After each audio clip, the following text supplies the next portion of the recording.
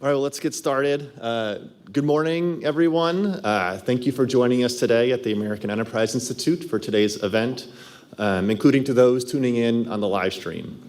My name is Kevin Corinth. I am the Deputy Director of the Center on Opportunity and Social Mobility here at AEI. We're here today because 60 years ago, on January 8th, 1964, President Lyndon Johnson declared an unconditional war on poverty. A lot has changed over the ensuing 6 decades. Economic growth has improved living conditions for Americans across the board. Meanwhile, spending on the social safety net has grown to over $1 trillion per year. But despite a growing economy and a much more robust safety net than what existed at the outset of the war on poverty, there is still debate over how we have fared. For example, in 2019, the Council of Economic Advisors under President Trump wrote, quote, "Based on historical standards of material well-being and the terms of engagement, the war on poverty is largely over and a success." In contrast, in 2023, famed sociologist Matthew Desmond argued in his book, Poverty, by America, quote, "When it comes to poverty reduction, we've had 50 years of nothing." Who was right? Do the overwhelming majority of Americans today live above a poverty line set over half a century ago? Or have economic growth and a vastly larger safety net truly done next to nothing for low-income Americans? The debate is not just an academic one. One of the most important measures of a society is how it treats its most vulnerable members. Whether or not we have successfully reduced poverty tells us a lot about how our society is faring. But it also informs whether the policies we put in place to fight poverty are actually working. Safety net programs play a major role in the lives of low-income Americans. And research has consistently shown that how programs are designed can have important effects on well-being, employment, and the strength of families. How can we ensure that we build on the experience of the past 60 years of the war on poverty to do a better job of expanding opportunity and lifting more Americans out of poverty? We are fortunate to have with us today some of the leading national experts on these questions. We'll be split into 2 panels. Our first panel will answer how much progress we've made in reducing poverty over time. Our second panel will tell us about what has worked and what has not worked in achieving that progress in order to inform how we can do an even better job over the next 60 years. Before we get started, I'd like to provide a rundown of the agenda for today. Our first panel will begin momentarily and take us until noon. We will then break for 30 minutes so that all in-person attendees can get lunch from out in the hallway and bring it back inside the auditorium to eat. Our second panel will begin promptly at 12:30 and conclude at 2:15. There will be an opportunity for audience questions following each panel. So for those on the online stream, you can submit your questions anytime by emailing Tim Sprunt at his email address tim.sprunt@aei.org or via the Twitter or X handle on your screen. With that, I'll invite our first panel to join me on stage.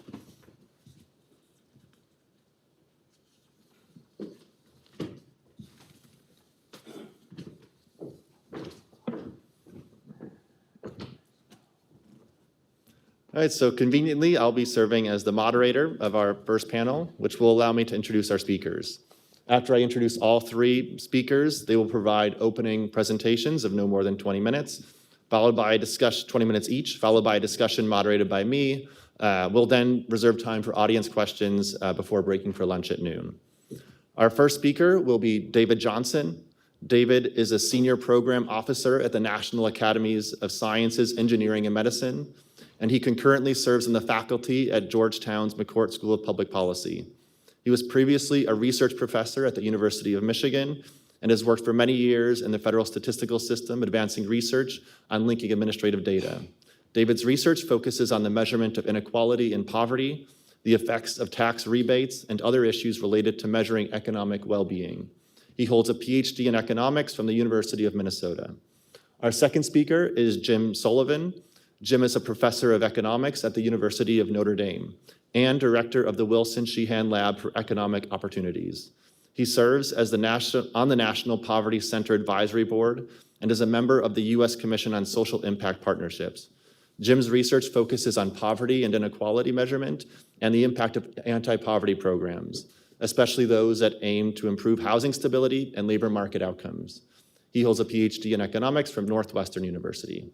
Our third speaker is Rich Burkhauser. Rich is a senior research fellow at the Civitas Institute at the University of Texas at Austin, a non-resident senior fellow at the American Enterprise Institute, and Emeritus Sarah Gibson Blanding Professor of Public Policy in the Department of Policy Analysis and Management at Cornell University. From 2017 to 2019, Rich served as a member of the Council of Economic Advisors in the Executive Office of the President, and in 2010 was the president of the Association for Public Policy and Management. His research focuses on how public policies affect the employment and well-being of vulnerable populations. Rich holds a PhD in economics from the University of Chicago. With that, I'll invite David Johnson up to the podium for his opening remarks. That's the clicker. That's my water. That's go. Okay, that's a go. Thanks, Kevin, for that, and thanks, Scott, I think, listening in, for inviting me to this very important seminar on whether the war on poverty is successful. So this cartoon, I think, sort of sums up my talk, and I think a lot of us, it really depends on how you measure it. In fact, I think you could replace the "Are we poor?" with "Did we win the war on poverty?" So, next. Okay, so what I'd like you to do today or tomorrow or this weekend, just take a thought experiment of think of what would you think poverty is. If you want to say, oh, what is poverty? Oh, is anybody who lives below 30,000 or 40,000 or 20,000? Or what would you do? Would you say, oh, well, they need some food, they need some health care, they might need some housing or different types of things? Or it would just be, oh, let's look at the distribution and say, oh, anybody who's below the median or below half the median. So I want you to think about that and think of how you would construct that.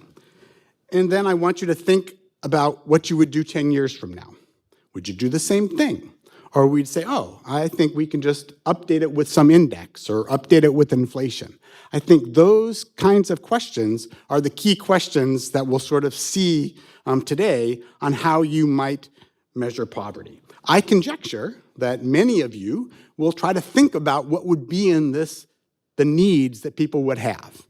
And many of you would then do that again, okay? Because I think poverty is measured relative to current standards. So if you look at what President Johnson said in his address, not his State of the Union, but later in March, that it's a struggle to secure the necessities. Robert Lampman also stressed that it's relative to the average levels of living which have been attained at a given time. And the National Academies in 1995 report said it's obtain a minimally adequate standard of living defined appropriately for the United States today. And the latest report also said that it depends on the population's consumption patterns, social and economic norms, and the perceptions of well-being in today's society. So there's a long history of poverty measurement, and I'm not going to go through all this. I just want to stress that this measure that they've been looking at since 1964 has been researched by many. Most of the research has been done by staff at Census Bureau and Bureau of Labor Statistics, and many by people in this room and on this panel. The key thing is they developed this new supplemental poverty measure that I'm going to sort of talk about. And I think when you know a measure is accepted or established is when a number of things happen at the same time. So in the 20s and around 2019, the president's budget included money to have a panel at the National Academies to examine the supplemental poverty measure. And this was the last administration's president's budget. The New York Times headlined the new supplemental poverty measure in the report, when the report was released. There was a hearing on the Hill criticizing the supplemental poverty measure, and this new report came out evaluating. So you know it's sort of established when everybody's paying attention to it.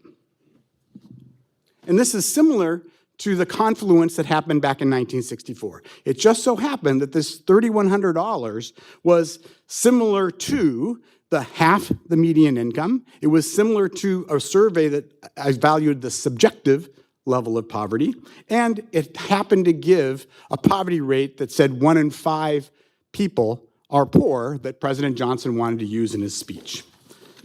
So let's look at this poverty measure. So this is the official poverty measure, or I'd like to call it, instead of the OPM, I'd like to call it the obsolete poverty measure, that shows that pretty much nothing's happened over time. Now, the main reason nothing's happened over time, because this measure doesn't include any government intervention, well, very little government intervention. It only includes the cash transfers like Social Security. It doesn't include any of the EITCs, nothing of SNAP. If you increase any of these programs, it has basically no effect on the poverty measure. So this is what people look at when they think that poverty hasn't changed. So the key in measuring the success of poverty or the war on poverty requires trends and thresholds and resources. In other words, it doesn't really matter the level that you pick.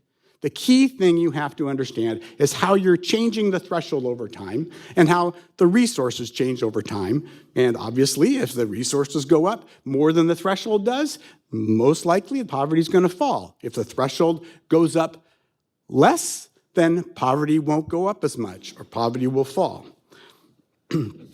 So if we look at a number of different ways of updating that you'll see, many people update the thresholds by inflation. And inflation could be a variety of things. There are many different estimates of inflation. There's the PCE, there's the CPIU, there's the CPIU-RS, there's now the CCPIU, and there's one that Bruce and Jim have done, which is adjusted, claiming that the current CPI is overinflating.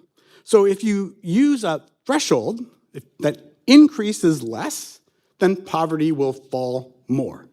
Simple as that. So depending on how you do this makes a difference. So if you just use,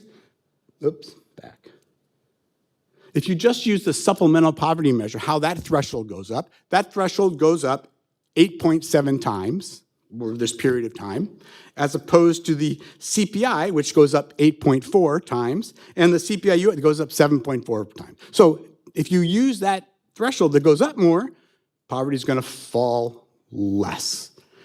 And the idea was that the National Academy said that the way this adjustment happens is you look at the elasticity, or the change in the threshold, relative to the change in the income, and if that's less than 1, it's quasi-relative. If it's 1, if it goes up as the same as the change in income, then that's a relative measure. So now let's look at what happens. So if you look at the official rate, this is the OPM, and you look at the supplemental poverty rate that Columbia does, a historical measure, and you can look at that dashed line, and you can see it falls more than the current OPM. But if you anchor it, if you use, instead of changing in expenditures or changing in a quasi-relative measure and just update it with inflation, obviously it's going to fall more because, as we saw, inflation goes up less, then the thresholds go up.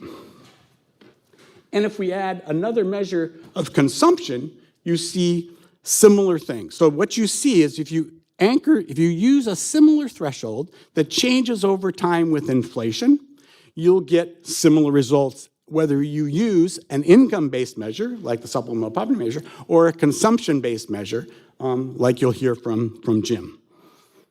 So you can see the gray line falls about the same as the anchor. So in some sense, yes, there has been progress over time. No, it hasn't eliminated poverty, but there's been progress. The other thing you could do is you could say, oh, let's take this, whatever this poverty measure is, and let's take the thresholds and change them by the growth in median income, which went up a lot more than the growth in inflation over this time. And you would get a relative updating. And you can see with the green line, that's pretty flat, right? So the threshold goes up even more over time, and poverty hence does not fall as much. So the key is, how do you update the threshold is what's really going to give you the result of how poverty has changed over 60 years. So what's the importance of taxes and transfers? So we looked at the threshold, now let's look at the resource side. So the key on the resource side is you have to include the resources that people get to change poverty.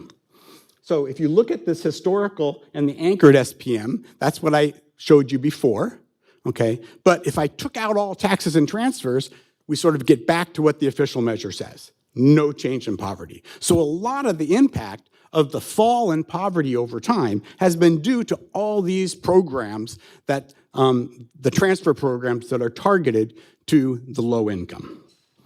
The final thing in this suggestion is if you look at the blue dashed line, we know, thanks to Jim and Bruce, that in surveys, transfers are underreported. So people don't know what they get food stamps, so they don't report it. They don't know if they get WIC. They don't know if they get these programs. So if we try to correct for that, as CBPP has done, you'll find even a larger fall in poverty, maybe by 2 to 3 percentage points. So again, we see a fall in poverty. We don't see it being eliminated, but we do see a big fall if you measure it appropriately. If you use a correct updating, you include taxes and transfers, and you try to account for those underreportings. Alternatively, you'll see a measure by Rich and I think by Jim, where if you really use a different inflation measure and you include all that increase in Medicare and Medicaid spending that the spending went way through the roof, you could find a poverty rate that's almost 2%. And in my view, 2% is pretty unrealistic if you look around.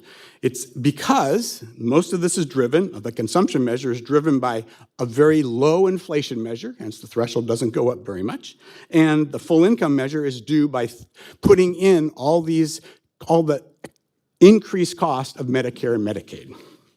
So what is my solution? My solution is, let's look at a principal poverty measure from the National Academy's report. You can download it by looking at the QR code that President Trump put in his budget for Census Bureau to look at. So what is this? Well, the big picture is that this measure would sort of replace the current headline poverty statistic and be the principal poverty measure. And it changes by looking at the threshold categories be expanded to include minimum needs. So let's look at what I think you're going to do when you do your thought experiment.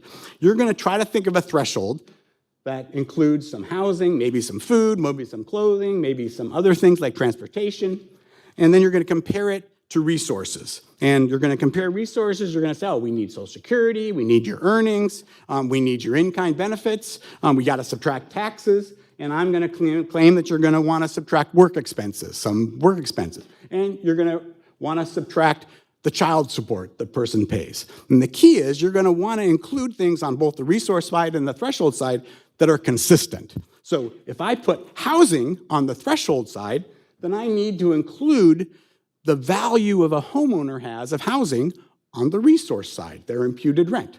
If I include healthcare on the threshold side, then I should include the benefits people get of employer-provided healthcare or Medicare and Medicaid on the resource side. If I include childcare on the threshold side, then I should also include the benefits that people get either from childcare or even maybe if they supply their own childcare. The key is that in these thresholds, it doesn't matter what the level is, right? As long as the balance and the consistency occurs between the thresholds and the resources.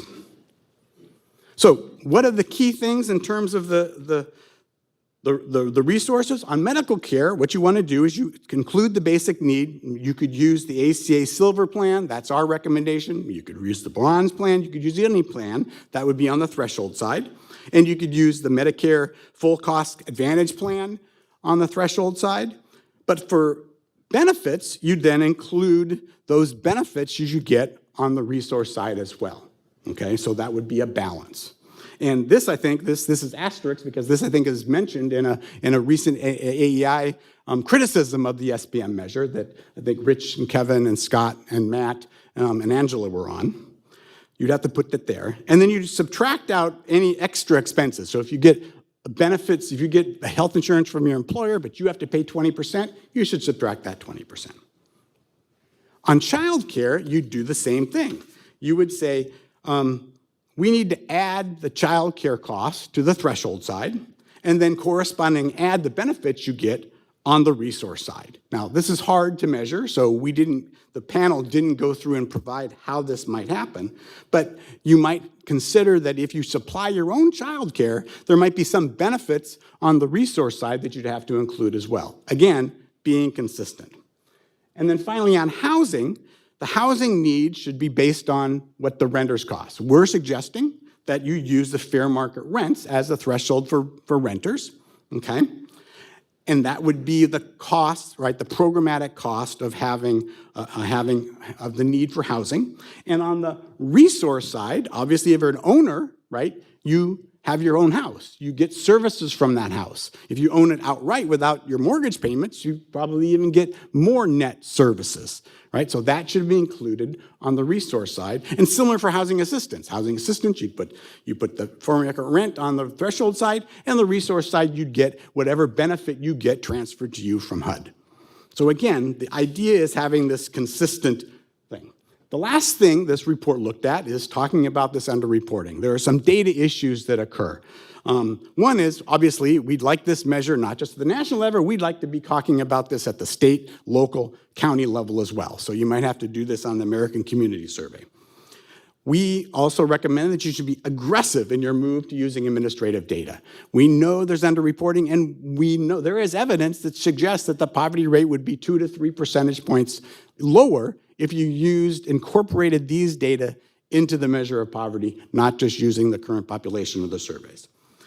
And finally, we said, well, the poverty unit is problematic, right? The poverty unit is probably more like a household than it is a family like the SPM has. A lot of people share the resources in a household. This would lower the poverty rate. It would change a lot of the issues that are in the currently SPM. In fact, if you look at the report done by AEI a number of years ago on the criticisms, most of the things this report does addresses those, right? It's saying incorporate medical care on the resource side, incorporate your value of housing on the resource side, use a household measure,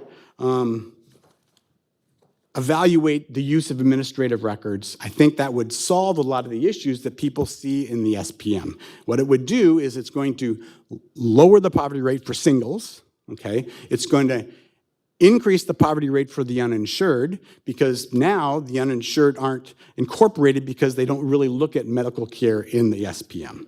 So I think a lot of these things are going to help, especially as we move forward to evaluate any other improvements in poverty, and especially the improvements due to government transfers, either through healthcare, or through childcare, or the tax credits, or food stamps, or what all those things. I think it's going to help. So my final thoughts. How am I doing for time? Fine. Okay. So I'm going to lay out. So one of the things that Kevin and Scott thought we should come up with here's what we think is critical. Let's see what we agree on and what we don't. So my view is the U.S. has successfully reduced poverty, but to me, the fight is not over. The OPM, the obsolete poverty measure, is out of date and should not be used for any analysis.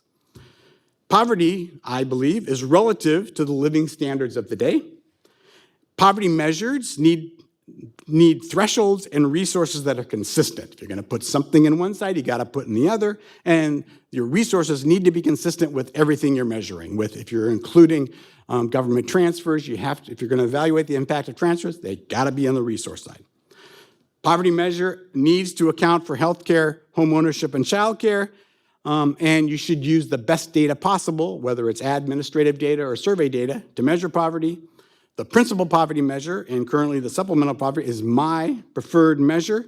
However, I do believe that multiple measures of poverty are useful, especially when you compare households that are suffering from both income and consumption and wealth poverty. And I sort of I forgot to highlight this before. Again, if you look at this measure so the big difference here is hard to see. If you look at the pandemic period, 2020, 2022, you'll see that gray line, consumption, continuing to fall over the period, whereas income poverty went down when they got all these transfers and went up when they lost all the transfers. So somehow these households are doing something differently with this money when they get it. They're changing their consumption patterns, maybe saving it, maybe not, saving it so they're not poor in the one year and saving enough so they're not poor the next year. So to me, the only way to do that is to have a data set that includes income, consumption, assets, and wealth. and hence I want to end with an ad. So here's an ad for a new report from the National Academies where we say that you need to have consistent assistance. So you think you saw many poverty measures here? There are many more distributions of income. I could show you 10 different Gini coefficients for 10 different measures of income. Those have to be fixed. We have to use a consistent measure. It has to be consistently measured with income, consumption, and wealth so that you can evaluate the differences in these households. And then I'm going to end with a wish. I think Johnson's war on poverty was personal. It wasn't necessarily just to increase the programs. He had suffered as a child, probably not poor by the official poverty measure, but low income. And his quote in the things we focus on are usually this unconditional war. But in that talk, he talks about the war on poverty will not be won in Washington. It's done in every field, every home, every public office, from the courthouse to the White House. And many people use this quote in Matthew of Jesus, saying that the poor will always be with you, to justify not doing anything because there's always going to be poverty. However, they don't realize that, as Matthew and Jesus cleverly did frequently, this is a reference to the Torah, which basically says there are always people less fortunate than you. It's our job to help them. It's our job to reduce poverty wherever we can find it. And so that is the real war on poverty, and that is my wish for all of us. Thank you.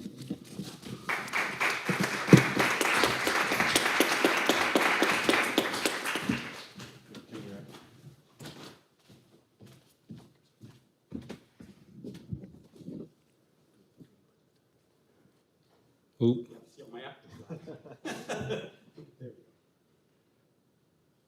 Good morning, everyone, and thanks to the folks at AEI for including me in this excellent panel and discussion, an important discussion. Part of the takeaway, I'm afraid, of David's comments is that poverty measurement is complicated, and so I kind of want, and I agree with that, but I kind of want to simplify things because I think the question for this panel is much simpler, which is simply, are we better off today? Are vulnerable populations better off today than they were 6 decades ago? Did we win the war on poverty? And I think you can talk about all these complicated ways to measure poverty, and it obfuscates that there's a simple answer to that question. And I hope you walk away from this panel that it's actually, the answer to that question is actually clear and quite simple. And I'll start by trying to answer that by saying there are many, as David pointed out, that have said we have lost the war. I could give you a lot of examples, but 10 years ago, I was involved in a lot of panels about 50 years after the war on poverty. And at that time, there were lots of pundits and policymakers highlighting the fact that we had lost the war on poverty. This is an example from the New York Times that mentioned that many Americans, the Johnson's war on poverty has largely failed. Where did these pundits and policymakers get this notion that we lost the war on poverty? It's the same data series that David put up. If you look at the official poverty measure, we were at about 20% when Johnson declared his war on poverty. And then Reagan, in the way that only Reagan can say it in his last State of the Union address, said, my friends, some years ago, the federal government declared a war on poverty, and poverty won. Why did Reagan say that? He was citing the federal statistics, the official statistics, that showed that poverty was higher at the time of that address than they were in the early 1970s. There was this sharp decline in the 60s, but then little progress after that. And if you fast forward, I have numbers through 21, you're not that much progress, as David pointed out. The official number for 2022 is 11.5%. And the other thing I want to emphasize here, in terms of like, why do we care? I was talking earlier about like, people don't really talk about poverty measurement except in very small circles these days. I want to highlight that this is really important because policymakers use these numbers to drive forward policy decisions. And so as an example, the Cato Institute put out a report around that time, closer to 50 years after the war on poverty, that said that the welfare state has been an abject failure, and the proof of that was the official poverty measure. Right? Now, I'm not saying anything about, you can argue all you want on how effective the welfare state is, but don't use the official poverty measure as your metric to determine that. And so these using flawed statistics to drive policy can be very dangerous. So back to this, did we win the war on poverty? what you're going to get from the discussion here, hopefully you'll take away, is that the consensus has changed. And it's changed a lot, particularly in the last decade. So I'm just going to highlight a few things. So back in 2012, Bruce Meyer and I published a paper that was titled Winning the War. And in that, we presented statistics that showed that poverty rate declined by 26 percentage points between 1960 and 2010. We got a lot of pushback. A lot of people said, well, Meyer and Sullivan are outliers in this discussion. Fast forward just a couple years, and under Obama's Council of Economic Advisors, they released poverty rates that mentioned both ours and an anchored SPM that showed a very similar conclusion that poverty rates had sharply fallen. You have a National Academy of Sciences report that was looking at how we can further reduce child poverty. There was lots of controversy about their policy recommendations, little controversy about Chapter 2 that showed child poverty had already been cut in half, right, since the late 1960s. Right? Another Council of Economic Advisors report, led in large part by the people on this panel, concluded, as Kevin mentioned earlier, that President Johnson's war on poverty is largely over. And I'll add one more, because you mentioned Matthew Desmond. I'd encourage you to look at Jason Furman's tweet that came out immediately after the New York Times summary of Matthew Desmond's book went out, in which he said, "I am appalled that a prominent scholar still misreports statistics about official poverty, or about how poverty has changed." And so I think that reflects there might still be some misinformed people out there saying poverty hasn't fallen, but there's really a broad consensus there. So I want to dig into that a little bit about why has this conventional wisdom changed. And really, it's because of all this research that you've already heard, and I'm going to dig in a little bit about it. David threw out all these complicated factors that are really important to measuring poverty. But when we're thinking about changes in poverty over time, I'm going to just highlight two. And you've already heard about them, but I'm going to dig into them a little bit more, because these are the two most important factors for understanding how poverty has changed over time: adjusting for inflation and resources. You've already heard a lot about resources. I'm going to talk less about that. David mentioned adjusting for inflation. It gets a lot less attention because it's only relevant for changes over time, where a lot of the issues is measuring poverty at a point in time. So let me talk a little bit about this adjustment for inflation. And in order, it can be a somewhat complicated issue. So in order to do that, I'm going to draw comparisons to NFL football. And maybe I'll stop and see if anybody knows who is the kicker in this picture. Kevin, I'm going to call on you because you spent time in Chicago. I know it's the Chicago Bears. It's a Chicago Bear. It's Cody Parkey. And what is Cody Parkey famous for? The double doink. Yes, it's also a Chicagoan, Matt. Thank you. Famous for the double doink. What does Cody Parkey have to do with inflation? Nothing. But NFL kicker is going to help me tell this story, okay? So if you watch the NFL, you probably generally understand that kickers have gotten amazing, right? The 60 is the new 50 these days in terms of field goal kicks, right? It's just that they're really good. What if I were to tell you that's not true? And if I had to prove that, I'd say, look at point after attempts. These are the data for point after attempts in the NFL over time. They hovered at around 99% for many years, and then they fell off a cliff, right? NFL kickers have gotten worse, right? What's wrong with that argument? Yes. They changed the rules. I'm going to say it a different way.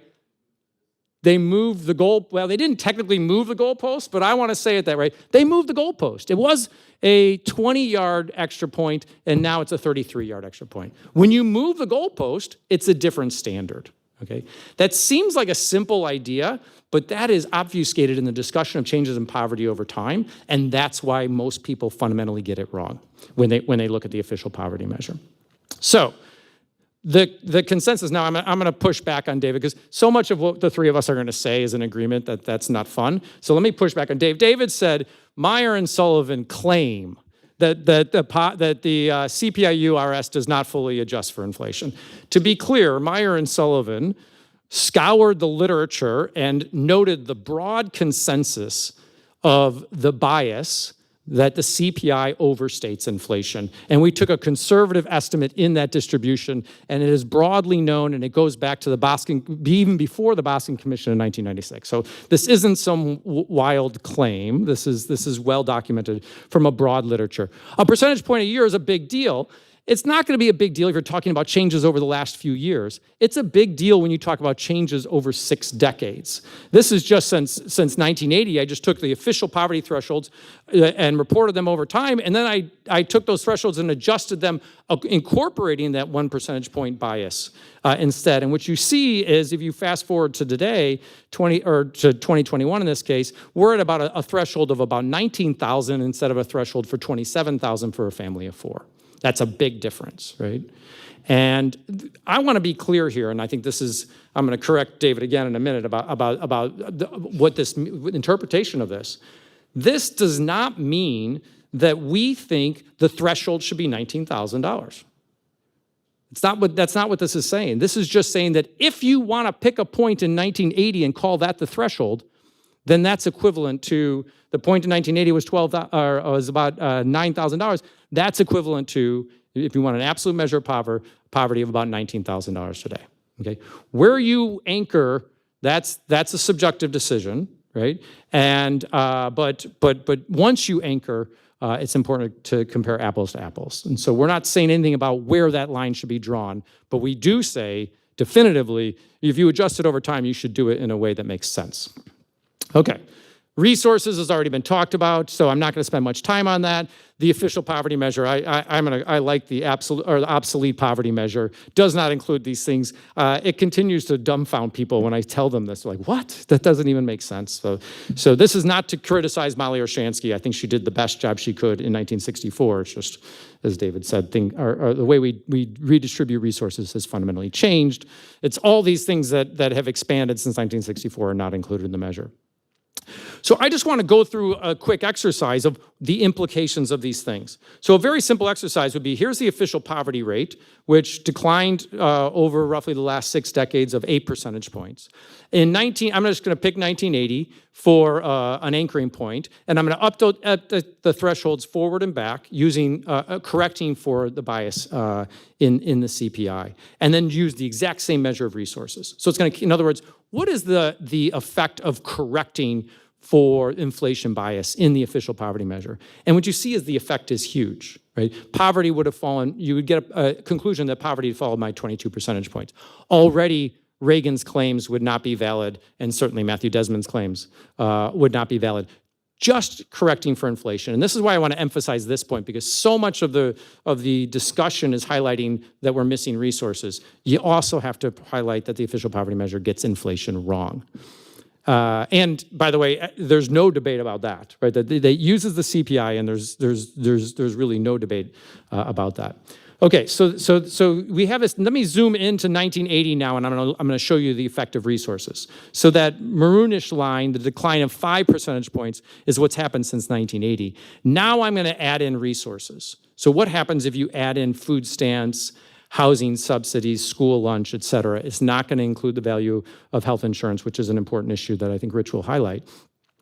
What you see then is that poverty falls by even more, a decline of 10 percentage points since 1980. So comparing the maroon to the green gives you what is the misperception you get because the official poverty measure doesn't include resources, all the resources that are used to fight poverty. I also want to make one other point, which is, and David mentioned that I'm likely to mention consumption, and I'm kind of obligated to do this now because so much of my research is focused on this, is that I want to highlight that income is not a great measure of economic well-being. Why is that the case? Well, because income can fluctuate in all sorts of ways that doesn't reflect fluctuations in economic well-being. Families will save and borrow to smooth consumption over variable income. So consumption captures long-run resources. It's going to do a better job of capturing the value of government programs. So if a government programs provide a safety net, there's less need for individuals and families to save. So that will affect their consumption. So it captures that. Other research has shown that consumption is more strongly correlated with other independent measures of low well-being. So having low consumption is a much stronger indicator of low well-being than having low income. And then there's all these concerns about underreporting of income, and that underreporting in surveys has grown over time. And consumption, that does not directly affect the measures of consumption poverty. So I'm just going to show you, well, how much does that matter? The first figures that David put up, he kind of said, "Oh, they're all the same." I was glad that you went back because I was going to call you out on that too. But I'll do a little bit of highlighting that. If you notice, if you look at this is the income series I just showed you. Now I'm just going to anchor in 1980 and show you the results for consumption. And what you see is, yes, it is similar over many periods. There are also within some periods where consumption poverty is actually falling more than income poverty.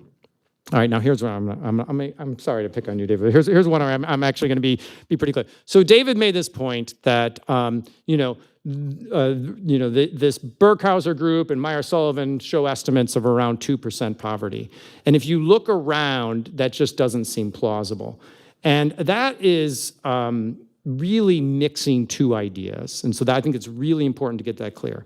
When I show you an estimate here that shows a poverty rate of under 2%.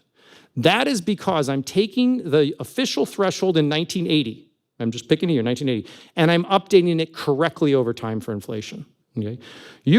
Given that process, yes, poverty rates are under 2%, the consumption poverty rates, right? I could just have easily have anchored in 2021 and the poverty rate's 8%, and what that would show you is the conditions of vulnerable families in the US were really bad in 1980. And they actually were really bad in 1965. And so a key takeaway I think you want to have is not that poverty rates are zero today, right? But that given the standard that was set in 1965, right, we've made tremendous progress. But that standard in 1965 was really, really low. And David did a nice job of pointing out that our view of what it means to be poor is changing and should be changing over time. You just shouldn't bury it in a measure that is claimed to be an absolute poverty measure. If you're going to do an absolute poverty measure, you want to hold those thresholds fixed in real terms. Okay, I'm picking on David. All right, income versus consumption poverty during COVID. I was glad that David mentioned this. I think this is a nice way of highlighting why it's important to look at both consumption and income. David threw out a bunch of ideas of what might actually explain the differences. We actually looked at the data. And so if you look at the data in 2021, when the third economic impact payments went out, assets skyrocketed, even for families in the bottom of the consumption distribution. So a lot of that third income payment was economic impact payment was saved, right? And you see, as a result, income poverty falling more than consumption poverty in 2021. Then you fast forward the next year and you see a lot of savings, and that sustained some consumption when income poverty shot up because we saw no more economic impact payments, and we saw they did not extend the child tax credit. So it's important to understand that these differences at times can be stark because of income saving and borrowing, and also as measurement error in income. I will highlight, David called it the obsolete poverty measure. I think one of the biggest casualties of COVID, and maybe a good one, is the official poverty measure. Because if you look at this series right now, the official poverty measure shows that poverty went up in 2020 and stayed flat, and essentially you would naively conclude there was no effective government programs. People broadly understood, the economic impact payments are not included in that, child tax credit's not included in that, let's just not even pay attention to it. That's why the New York Times it highlighted the SPM instead of the official poverty measure, and maybe COVID was the final straw. Okay, so some people say, well, you guys are doing all this hocus pocus, changing thresholds, changing definitions. I'm not sure what to believe. And so why not let's move away from poverty and let's consider what's happened to other economic conditions over a long period of time. And what I can tell you is the evidence overwhelmingly supports this idea that we've made tremendous progress. I'm going to highlight evidence from just housing conditions, okay? So what I'm going to report, a number of different measures where I'll report it for the bottom of the income distribution and then the middle quintile of the income distribution. And this, for example, is the mean number of rooms. And I'm going to have a dotted line at the level for the bottom of the income distribution in 2021. Okay. The reason I'll do that is because that'll allow you to see. You can look at at what point was the middle class at the level that the bottom of the income distribution is today. So in terms of mean number of rooms, the number of rooms for the bottom of the income distribution is about where the middle class was in the 1980s. It's a little bit less stark when you look at square footage. We've seen modest improvements in terms of square footage. It's really sharp when you look at air conditioning, how that's changed going back to 1960. We've seen dramatic or very sharp rises and similar levels for any air conditioning for both the bottom and the middle. There's a difference between the bottom and the middle in terms of central air, but the bottom is at where the middle class was at about 2000. If you look at presence of amenities in the unit, we've seen sharp rises in things like dishwashers. We've seen rise in clothes dryers. Let's look at some indications of low levels of housing conditions. We've seen a decline in leaks on the inside. We've seen decline on leaks on the outside. We've seen declines in whether or not your toilet is breaking or broken, and we've seen sharp declines, particularly for the bottom in terms of peeling paint. The summary of all those slides I clicked through really fast is that the housing conditions, living conditions of the bottom of the income distribution have improved dramatically, and they are at today roughly where the middle class was in 1980, in the mid-1980s. That's not to say they're all living great. I like to think of it as, living conditions for the middle class were pretty bad in 1980. But that I think is a relative way of thinking about it. If I look, I could show you all sorts of other indicators of progress, even just since 1980, we've seen increases for the bottom income quintile in terms of owning a car, et cetera. The main point is that other indicators of progress support this idea that we've made a lot of progress in terms of improving economic well-being at the bottom. Okay, in my last few comments, I just want to think a little bit about why. Why has poverty gone down? And I think this is probably the kind of more substantive, interesting question, and where there actually is a fair amount of debate and a lot that still isn't known. I'm going to cherry pick two policies where I can show you, making a lot of assumptions that there clearly is an important impact. One is changes in tax policy. If you look at the poverty rates, this is just pre-tax, after-tax, anchoring in 1980, what's happened to poverty. You can see the separation of these two series as we expand the earned income tax credit. So poverty has gone down. You can see with the economic impact payments that are also distributed through the tax system. There is this sharp difference of more than 3 percentage points since 1980 in terms of declines in poverty. So tax policy has led to greater declines in poverty. One that maybe gets a little bit less attention, is less understood, is that Social Security, because the benefits have expanded in real terms over time, has played a big role in reducing poverty. I'm showing it to you for the overall population. It's even starker if you look at the elderly, the primary beneficiaries. But you see, if I just do money income and then I subtract Social Security payments from money income, you see this very large effect of Social Security in terms of playing a big role in terms of reducing poverty. We've done this for all sorts of different programs. If you go back further in time, the introduction of new programs like food stamps are obviously going to play an important role. One thing that I'll highlight, though, is that all these programs really can't explain all of the, in and of themselves, the decline in poverty that we've seen since Johnson declared his war. So let me just wrap up with some key takeaways. Okay, so as I stated, there's a strong consensus now that poverty has fallen dramatically over the past 6 decades. The official measure the obsolete measure gets this wrong, primarily because of price index bias and because of a limited resource measure.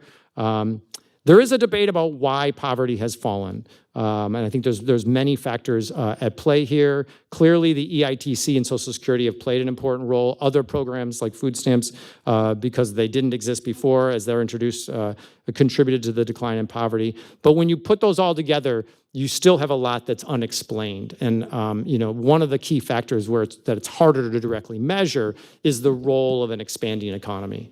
There's all this talk that the expanding economy doesn't benefit everybody equally, and I think there's a lot of truth to that. But that's not to say that the expanding economy hasn't played an important role in improving economic well-being over time. And more research needs to be done to understand the relative merits or contributions of these different factors. I'll stop there.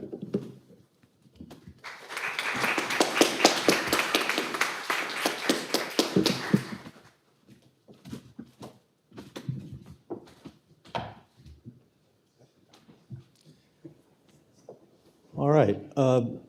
So I just want to say I'm 78 years old, and when you're 78 years old or 81 years old and you're in a debate, it's actually helpful to have notes and to be able to sit down when you have to debate against your opponents. That may not be relevant to other people, but it certainly is true in my case. So I do have notes, and I'm sitting down. So Jim just talked about a story of his consumption poverty measure, and he started with a football story. So I have to admit I had the same kind of thing. How can I freshen up what's a boring economics talk with something I care a lot about, and that's old movies. So I'm looking in the room, and I'm guessing that none of you probably saw The Man Who Shot Liberty Valance in 1962 when it was in the movies. Ah, there's somebody who's seen it. You know that movie, and you know it stars, it's a John Ford movie. It's his last great Western movie, and it stars Jimmy Stewart, John Wayne, and Lee Marvin as the bad guy. And it's a story about Jimmy Stewart, who was a tenderfoot, and the movie starts out with him coming back and attending the funeral of John Wayne. And he talks about something that was fundamental to his success, and that is that he shot Liberty Valance, or at least that was the legend.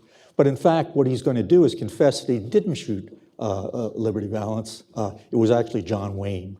And after he's told the story at the end, and he's telling it to the newspaper people, the newspaper guy says, after he's heard this confession by Jimmy Stewart, he says, when the legend becomes the fact, print the legend. And this is what I want you to think about when I talk about my friend David Johnson's legend. He's telling you the legend of how the poverty measure was created by Lyndon Johnson. I'm going to tell you what the facts are. But I'll tell you that it's damn hard to get the facts printed when the legend becomes the facts. But I can happily say that after 4 years, this legend was published in the JPE in January of this year. So at least you can decide whether this is valid based on standard economic evaluations of things. Okay, so this is the first paragraph of the acknowledgement session of David's National Academy of Science report that he's talked about that came out last year. And what it says is, standing on the shoulders of Molly Oshansky, a giant of poverty measurement, the 1995 panel recommends changes to the original Oshansky approach. That is a fact. There's no question that that's what they do. The problem is that Molly Oshansky had nothing to do with the way the Council of Economic Advisors determined the initial threshold points and the way they measured poverty back in 1964 when the Johnson was around. So what happens is that what David has talked about is actually absolutely correct, that the supplementary poverty measure is based on Molly Oshansky's vision of how to calculate poverty. What I'm going to tell you is that that is true, but it's not the way it was done originally by Bob Blantman and the Council of Economic Advisors, who were working with Lyndon Johnson to establish the initial poverty thresholds and how they would change over time. So As I mentioned, this whole story comes out in this paper that was in JPE in January. I didn't fully appreciate this history until a couple of months ago, and we based most of our history on Bob Lantman's 1971 book, Ends and Means of Reducing Income Poverty, in which he tells the story of how it happened. It's interesting that David mentioned one sentence of Lantman's that talks about these poverty measures should be updated over time to take account of changing income and levels of well-being. And Bob definitely said that. But he also said it shouldn't be done every year. It should be done every decade or so that you could see how much poverty improved given where you start. And Jim is telling that basically that same story. Okay, what I've learned since then is, because Kevin and I are actually going to try and move this back to 1940 and 1950, I actually went back and discovered an amazing NDER conference on research income wealth book, an appraisal of the 1950 census income data, in which the leading characters in economists in the government met at an NDER meeting with the leading economists of that era. And I've also, since then, read Robert Lantman's 1959 Joint Economic Committee paper, in which he discusses in great detail, well before the war on poverty numbers.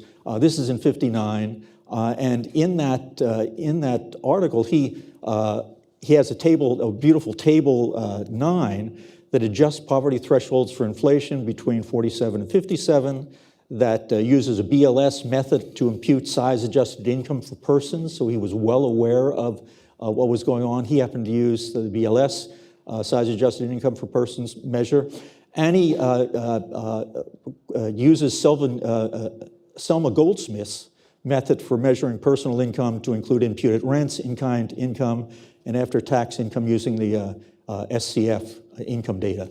So this was what people were talking about in the 50s, economists were at least doing, and Molly Oshansky wasn't invited or didn't attend this conference of economists. So what you have are two stories about how you measure poverty. One is the vision of the mainstream economists of the 1950s and early 1960s, who talked about low-income measurement as much as they talked about poverty.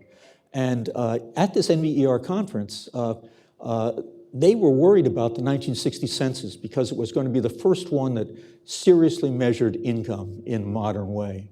So the discussions all the authors were on the best ways of possibly making the '60 census capture full income, and comparing what it would find to the CPS and the SCF data. There was an argument that we really wanted to link that data to administrative records where possible. It measures that what we should do is use measures of the distribution of people by their after-tax income, adjusting for size of the sharing units, family or household. But what wasn't discussed there was how you set the initial poverty thresholds for a family of 4. That discussion wasn't the way that Molly Oshansky does it at all. Instead, it was basically a scientifically arbitrary point that you had to start with. And then finally, you increase thresholds accounting for inflation each year. That was the general consensus.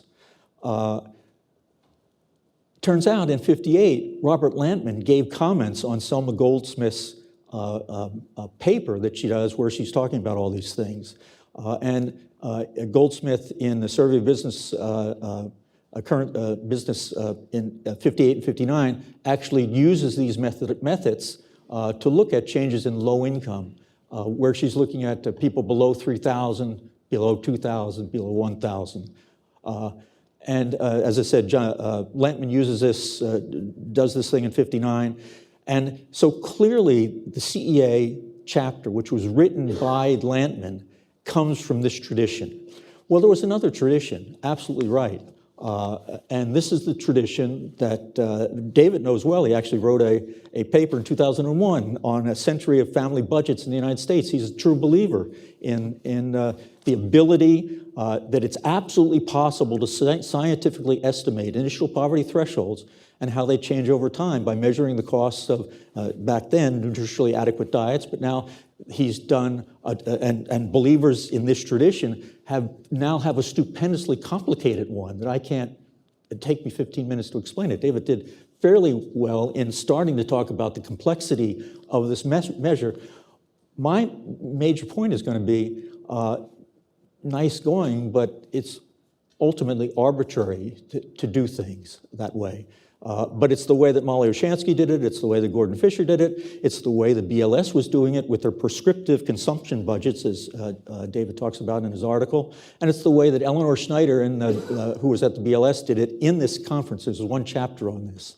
So it was known, and Bob Lampman knew about this, but it's not an accident that he didn't define where the numbers come from. Okay, so now, what actually did they do? In President Johnson's War on Poverty, first point, you anchor your poverty measures to LBJ's scientifically arbitrary but policy relevant 20% baseline. Once you've got an initial point, however you got it, you hold poverty thresholds constant in real terms. That was clearly what the CEA did. President Johnson focused on an absolute standard, that is using the correct inflation rate. You do that. And he rejected the link to changes in economic growth, which is median income, which is to use what the Europeans use and just anchor it to median income increases, or to the change in the cost of a nutritionally adequate diet. And Stigler, in a wonderful article in 1945, demonstrates the absurdity of trying to claim that you can measure a nutritional adequate diet. So again, back in the 60s and 50s, this was a subgroup of people in the economics profession who were doing those kinds of things. And then finally, capture all the resources and use more appropriate sharing units. I think on the third point, we all agree on that point. Okay, so what happens? Well, based on historical standards of material well-being, in terms of engagement of our war on poverty, it is largely over and a success. That is, if we were still using standards for poverty in 1963, and all we did was move them ahead in real terms, we showed that you go, after 60 years, you would naturally go, because of tremendous economic growth, from 20% down to 1.6%. And for all the reasons that we already know, the official poverty measure doesn't capture that.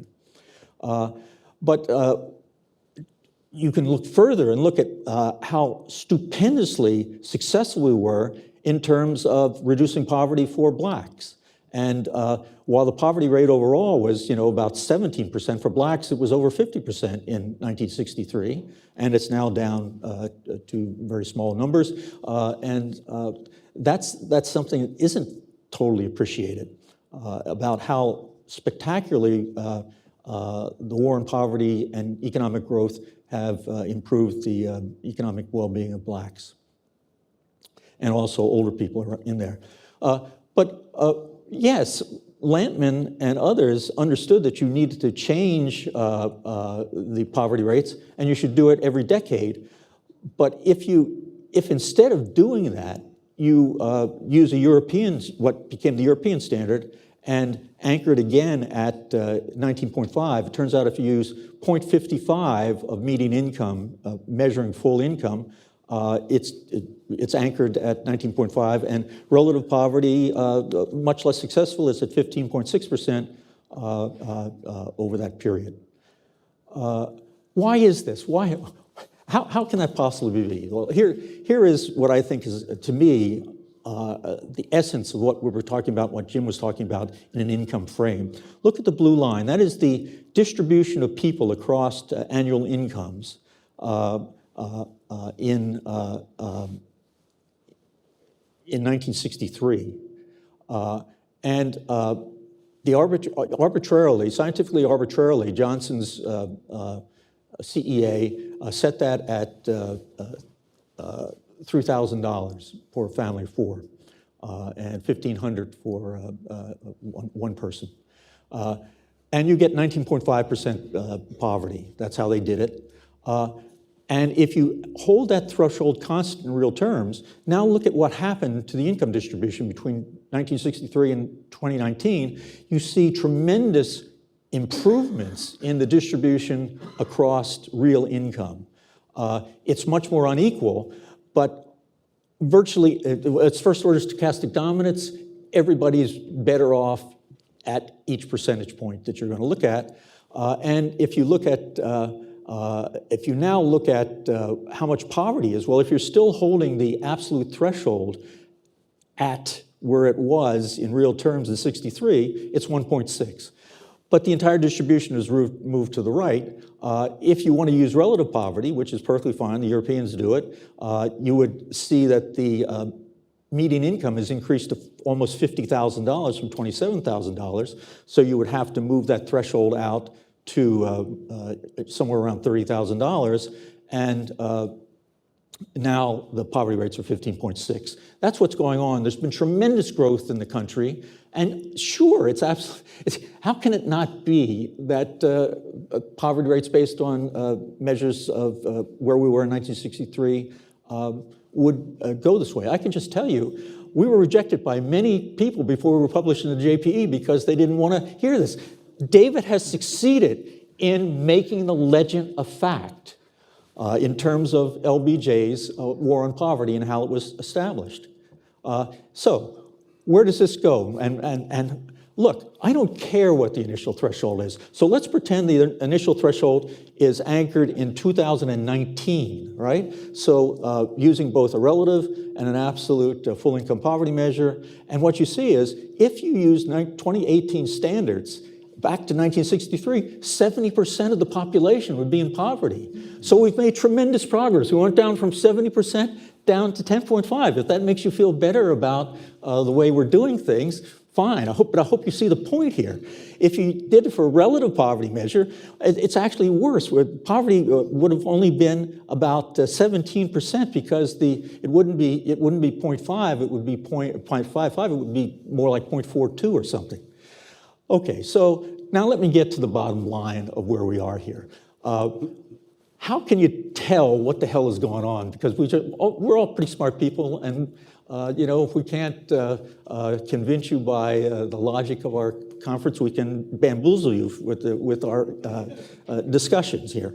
So what's the bottom line that's going on here? I'm going to, happily, I'm able, because both the consumption poverty measure and the full income poverty measure can be anchored any place, I'm going to anchor my full income poverty measure absolute right at 1980, where Jim anchored his, and you'll see that, look at the red line, that's the full poverty measure that gets us 2.6 and 2.0 in 2019. And if you look at them, they're different a little bit, but compared to the others, they show you what, again, should not be a surprise. There's been tremendous improvement from 1963, and if you look at Jim's, he uses a 1962, I think, number, and it's up in the 30%, and it would be up in the 33% if we're using 1980 standards. On the other hand, if you use the supplementary poverty absolute, we sort of tried to get that. We anchored it basically as what it was in 1980, and you get one that's in between. It certainly goes down, but not as much as ours. But if you're going to use the supplementary poverty measure, the quasi-relative one, it turns out that you actually, David, I guess, would think this is a good news thing. It looks a lot like the official poverty measure, but the official poverty measure is clearly broken. So I wouldn't see that as something that's positive, that given all the stuff that they did, they ended up getting more or less something that looked like the official poverty measure. My view would be that what you need to do is follow Johnson's War on Poverty lines, and I'll let you read that, and it's already been stated, but it's also that the war on poverty is not a struggle simply to support people, but to make them dependent, just to depend on the generosity of the others. So here is the most controversial thing that I'm going to show you. what we were able to do with our full poverty measure is look at the share of full income that is based on market income, the resources that you earn in the marketplace. And look at what Jim showed you, something really important, and that was the decline in poverty in the period of the EITC and whatnot. What you see here is that the share of people with less than a half of their income coming from market sources rises over time, and that's because of to some degree because of the behavioral consequences of policies that reduce people's supply of labor to the market. But you can see in the period of Clinton, when we went to the ITC and we did other kinds of welfare programs where benefits were subsidizing work, you see a dramatic decline in the share of people whose full income is less than half their market income. So it is possible to lower poverty and increase work at the same time. Okay, so I'll just put a final thing. David mentioned multiple times, because he's such a President Trump fan, that President Trump was great. He's grateful to President Trump for funding his agency to do this study. I hope you're equally appreciative of President Trump's effort to do it in the old-fashioned way, where it was done by the Office of Management Budget-led group of evaluating constructions of alternative poverty measures. And on the last day before President Trump left office, the final report of the Interagency Technical Working Group on Evaluation of Alternative Poverty Measures was published, and Bruce Meyer was one of the co-authors of this. And I would urge you at the NAS to look at those suggestions when you're thinking about what's a better poverty measure. And on that, I'll end. All right.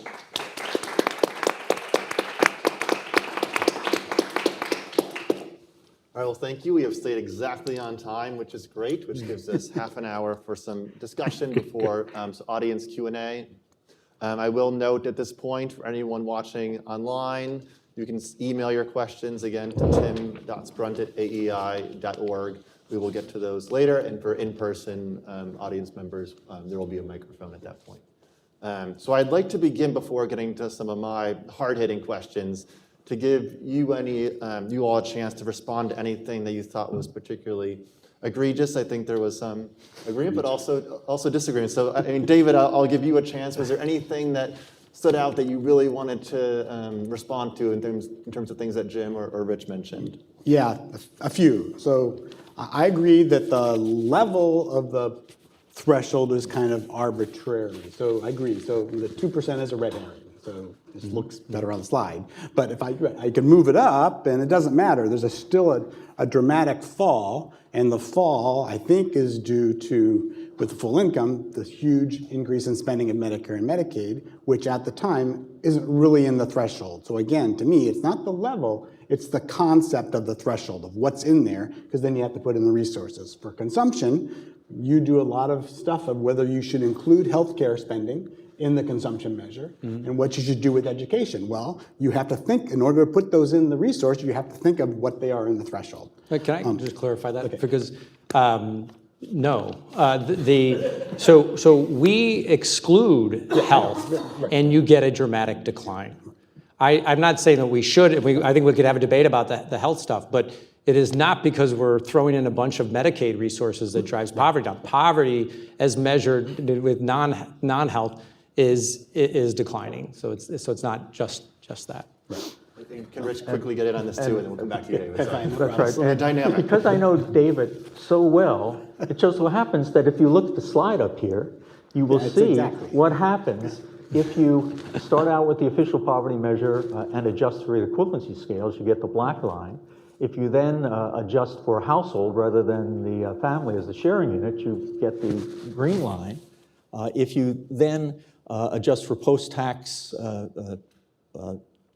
income, you get the dotted blue line, and then you do non-cash transfers except for health insurance, you get down to 5.7. So you're certainly right that it matters whether you include health or not, but it matters of 5.7 to 2.3. And I should just say that if you don't like using the market value of health insurance, you don't like Piketty and Sayers, because they certainly use it in the national account. So it's not like I suddenly came from a weird place.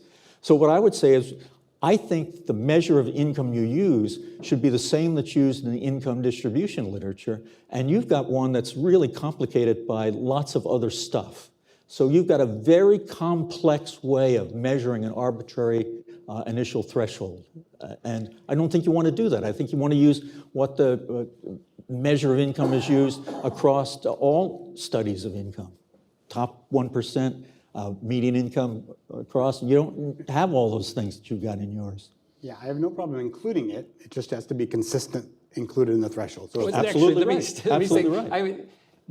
This including it in the threshold is also a red herring because of our discussion of changes over time, right? So whether or not you include in the thresholds, if we're going to anchor at a point, you're picking a point in the CDF and then you're updating it over time for inflation. So if you want to include health expenditures, we can throw it in there and then we're going to anchor and we're going to make it the same. So that, whether or not you include health in thresholds is not relevant for changes over time, other than to the extent that it's picking what point in the CDF you're going to be examining. Unless the threshold is allowed to update over time relative to the conditions. So Rich agreed that it can be updated every decade. I think what the Academy's report thought is, why do it every decade when you'll have a break in series? Let's try to pick a way to update it over time so you don't have to update it over a decade. So that's one of the decades. The other thing on inflation, in my view, having spent a lot of time with inflation, I think inflation is a relative concept. So there's much research out there now that shows the inflation rate for low income is higher than inflation for high income or than the CPI. The CPI is weighted by expenditures, and total expenditures, it's highly weighted to higher income people. So about half of the spending in the CPI is done by people in the top quintile. So you're already weighting the CPI at higher income. So I think if you're really going to look at the inflation measure, you have to use an inflation measure that's more targeted to low income. I'm not against updating an anchored measure, but I think it is I think no matter what, all these things are relative, and you have to pick them accordingly. So just that's it for to show you an example of how complicated David's measure is, how many thresholds do you have in your measure? So, right, so the current SPM threshold, because you do it by geography and renter, it's going to have, I think, 30 to 60,000, right? So the current PPM, because you're going to have differences in healthcare across. Well, so the key is, I used to produce the CPI. The CPI is much more complicated than this poverty measure and how it's constructed. Nobody talks about how it's constructed. People talk about bias, but nobody talks about the actual construction of how they go to a store and pick out these 5 goods to look and represent the areas. So to me, our federal statistics and GDP is even more complicated. I think the complication is not the problem. It's the transparency, I think, that's the problem, not complexity. So Bob Land, it's an open secret, but in case you didn't know, politics is involved in all of this. And Lyndon Johnson, I was in his administration, a lowly intern in 1968, whatever year it was. Lyndon Johnson wanted to win a war that he started. And the reason that Bob Landman said we should do it every 10 years or so is to show that we had some damn progress. If you make it relative, it's really hard to do. That's a war that no politician who seriously wants to win it is going to get involved in. Maybe I shouldn't say that, but if that's scandalous. But you have to appreciate why Johnson did it the way he did. And David, I don't know. You want to make it quasi-relative. Why don't you just use the relative one? That's simpler. You don't need to do all that stuff. I mean, that's what they do in Europe. Why go to all the trouble that you did to do the quasi-relative one? Because I believe the legend is important. I do believe that understanding what's in the threshold is very important. If you told, what's the threshold? Oh, that's the threshold that you get that 20% of the people were poor under in 1963. You can't say that. You can't tell that to the average person. You have to tell them, oh, the threshold is what food spending was times 3, or the threshold is food spending times 6, or the threshold is whatever. I do think it matters. I think it's hard to explain to somebody what's the threshold. It's what half median income is, and then we have to decide what income is, right? Your income measure is different than the OPM measure, which is different than the SPM measure. We have to decide, and I agree with that. But I think you need both. You need some type of way to describe the threshold and looking at a relative as well. In terms of whether you're moving the goalpost, I have no problem in creating a measure where you do it like the Columbia does. You show the historical measure, you show an anchored measure. The New York City produces an SPM type measure every year, and they have a table that says, here's the change in poverty due to the changes in thresholds, and here's the change in poverty due to the changes in income. I would have no problem if census would include that table in their report every year. So Jim, do you think poverty thresholds are necessarily complicated? So to adjust thresholds to capture the change in the current standards of well-being and what it means to be poor is infinitely complicated, and as Rich mentioned, there's an arbitrary component to it. That doesn't mean we shouldn't do it, right? I applaud the efforts to do it and try to have some discussion about what does it mean when we say that somebody is living in poverty, what does that mean? And it absolutely should change over time. My biggest concern is that you are not clear in your measure that the thresholds are rising, which is the case in the official poverty measure and in the supplemental poverty measure. And you're not clear about it, and so it's rising, and so you're mischaracterizing this claim about whether or not we're better or worse off today than we were before. So the last statement actually entirely, I'm very supportive of, which is let's have if you're going to go with the SPM, right, let's have an anchored SPM whenever we talk about changes over long periods of time. I would add that we need to adjust for underreporting, and we can talk a little bit about that. But that's the biggest concern about the way SPM constructs thresholds is that it's opaquely moving them up over time in ways that aren't very clear. Got it. Okay, and then I should come back. So Jim, did you have any other burning points that you need to get out before we move? I think we interrupted David and got them out right away. So Back to David. David, what are the 5 other things that you need to mention at this point? No, I think I got the complexity. Okay. The base period level concept. Okay, we'll come back to if there's other things. Jim, is there anything that you heard, especially with Rich's presentation, that you did not get a chance to hit on that you wanted to respond to? I mean, maybe I was going to talk about whether or not this language about whether or not we've won the war. Okay. Is that I would like to, can I come to that now, and then I'll give you a chance? I do think that as an event on the 60th anniversary of the War on Poverty, we should answer that question. And I think people said they were going to agree today, but I think there's still a lot of disagreement, honestly, potentially on this question. Certainly all of you agree that Matthew Desmond is wrong. We have not had 50 years of nothing in reducing poverty.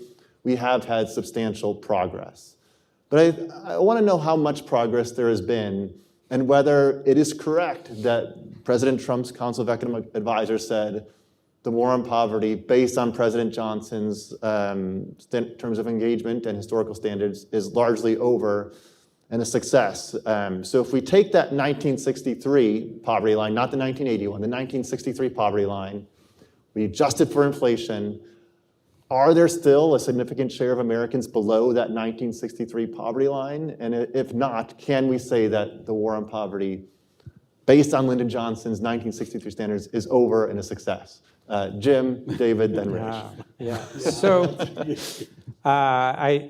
it seems very lawyerly here in the language you're using, so I want to be very careful about how we say this. I think it's really important. I'll give an example. In one of the ways you said it there, I'm okay with, but referencing the same report Rich had on his slides, our war on poverty was largely over. I'm not okay with that. So the difference was Johnson's war on poverty, right? And our war on poverty, because the war on poverty has taken on a meaning much greater than Lyndon Johnson. And we all think this is something that where now I agree with David. If you look around, how can you say that the war on poverty is largely over? Well, we're not saying anybody's perception of what poverty means. We're talking about Lyndon Johnson's when he drew the line in the sand. And in that sense, but I would be even more specific than that when I want to add more qualifiers as if I'm going to go to largely over. I'm going to say based on a single, which might be the most prominent metric, right? Because if you read the way Lyndon Johnson talked about poverty, he did talk about the capacities that individuals have and opportunities. That sounds a lot like Amartya Sen and not one absolute measure threshold of poverty. So I don't think Lyndon Johnson today would be like, all we cared about was the 20th percentile of the distribution and whether in 1965 and whether or not we can get people over that.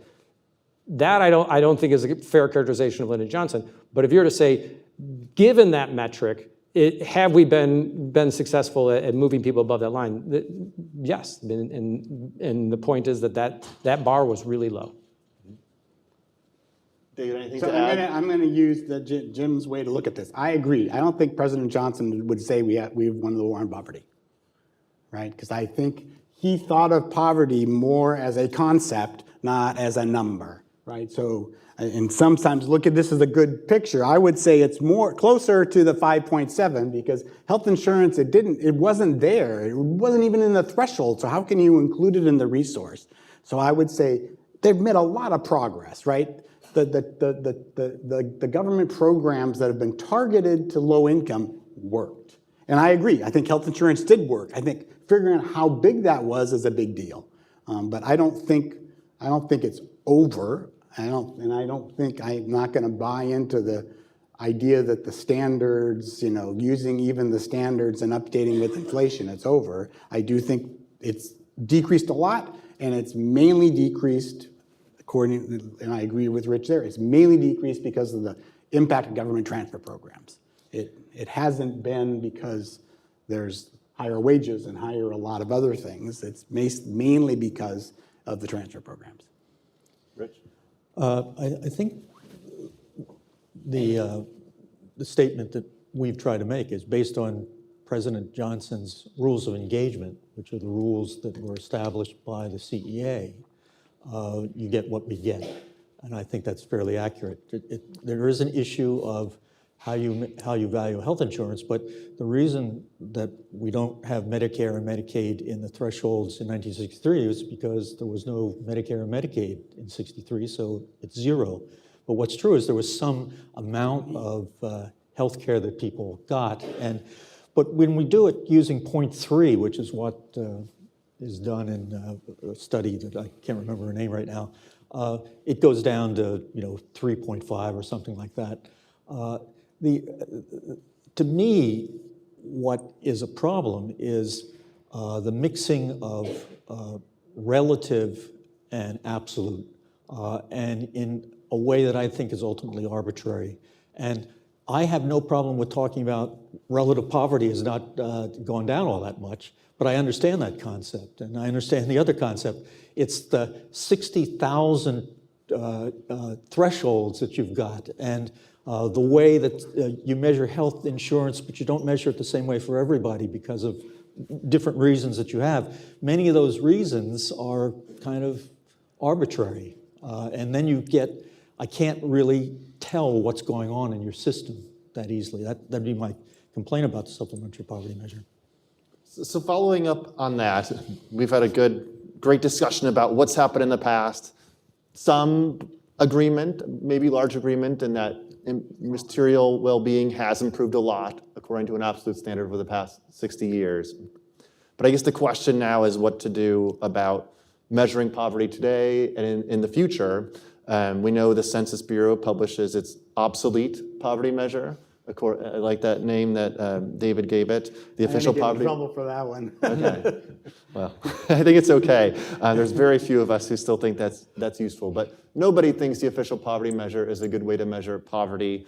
But nonetheless, it is the official measure published by the Census Bureau. The census has, over the past decade or so, increased the prominence of an alternative poverty measure called the supplemental poverty measure, or SPM. In particular, the quasi-relative one, which updates each year, not based on inflation, but based on how spending patterns of those sort of in the middle of the distribution change each year. So my question is, what should the Census Bureau do going forward? What is the poverty measure that makes the most sense? Should there be just one poverty measure, and what should it be? Or should there be a whole set of them? And I'd love for each of you to answer that question. I'll start and go in the same order. So Jim, then David, then Rich. Good. So, one of the reasons why there are some of these debates is because people try to use a measure to draw conclusions about something that measure shouldn't be used for. And so a relative measure to say, are we better off today than we were in absolute terms is by definition not the right measure, right? So I don't think we should. It's very convenient to have a statistic that we can cite, but I don't think we should be counterproductive by only reporting one. I think an absolute measure is absolutely required because it is important to understand whether or not we've made progress, and the SPM does not do that. Now, an anchored SPM would do that, and I think I could quibble about all sorts of the nitty-gritty details in what the SPM does, but I think conceptually it addresses a lot of concerns, particularly resource sharing unit and the resources, and so something like that is anchored to look at things over time, that is also linked to administrative data to address concerns about underreporting. I think it would be a perfectly reasonable measure to understand the role of consumption, savings and borrowing at the bottom. I think that you should also look at consumption. And then there should be a way to recognize that our standards of well-being should grow over time, that what it means to be poor, that threshold should move. Whether you build it in, I think that's fine as long as you're hands above the table about it. Or if you want to update it every 10 years, that would be fine too. But I think that should be part of the process. David? I think one of the most important things census needs to do is to use the administrative data to get a better, accurate measure of the SPM. So we know a lot of the stuff that's included in the SPM are the transfer programs that are underreported. I think to really understand that, I think they need to do that. I agree. I think there should be a consumption measure. BLS has started producing a consumption poverty measure. To me, however, I think the most important thing you have when you have income consumption, you have it for the same people so you can see people who are consumption poor and income poor, and I think then you'll be pretty confident they're low income. I do think the measure going forward should be the SPM with the modifications in the PPM. I think there are issues, mainly with the uninsured. The way that SPM does it, I think, was in error, and I think the PPM fixes that by using this measure of putting it both on the income side and the threshold side so that uninsured people are better counted as poor and not poor. So I do think they should go forward with I do think there has to be one measure that you focus on with a bunch of decompositions. I mean, the SPM now, they produce it, and they produce a whole table to show the impacts of all these other transfers. I do agree that they do need to be more transparent. I was there producing the SPM in the beginning. We used to have a footnote in the report that would say, oh, if you used inflation to adjust the thresholds, it would be this. I do think that should be more transparent because if you look at the last measure, in 2022, the inflation was about 8%, but the SPM thresholds went about up 10% because there was much bigger spending, as your poverty shows, right? Because they saved the economic, and so that's an issue. But I think that's an easy thing to fix and explain. The next most important thing, you need to just downplay the use of the OPM. That cannot be the headline measure. It's got to be something else. And hopefully with the new way they're doing it, I think it's even better to use the SPM measure to be the headline measure, because the OPM is extremely misleading in all the analysis. Rich, what do you think the Census Bureau should do in terms of poverty measures that it publishes and focuses on? So China used to have a class of experts who informed the emperor about things. And one of the things that this elite class of academic types had to do was to create a language that you could write so that you could communicate by symbols. And they ended up having a language that had 3,000 letters in it, or symbols in it. The Arabs were a little more less academic about it, and they only had 26 letters in their alphabet. I think we need to get away from having 3,000 different things going on all at the same time that we have to try to understand, and get to more simple ways of measuring poverty, where you get the basic ideas. It's either absolute or it's relative. I have no objection to where you put the initial positions. The only thing I do worry about, David, is if we're now going to get to the real world and there are consequences to changing the way that legislation gives out benefits to people, I'd be very reluctant to say the OPM doesn't work anymore. Let's just move and have whatever you think is whatever your NAS people think is the best way to measure poverty. And suddenly that changes dramatically the consequences in the real world in terms of benefits by state and by individual behavior. And maybe that's an elephant in the room in some of these discussions, is that the official poverty measure, perhaps one reason it hasn't been changed, despite people knowing about these flaws for several decades now, is that the official poverty measure is used to allocate assistance across localities and states, and also used to set the eligibility for a number of very important programs like Medicaid, SNAP or food stamps, Medicare Part D, low-income subsidies, and dozens of other benefits.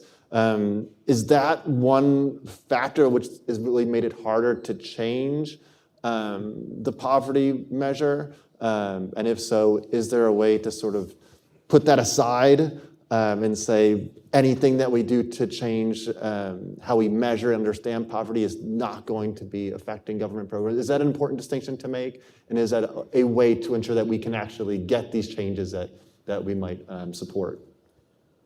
Anyone, you don't have to, but if anyone has any further thoughts. So that is exactly what Statistical Policy Directive 14 says. It says you create censuses to create a statistical poverty measure.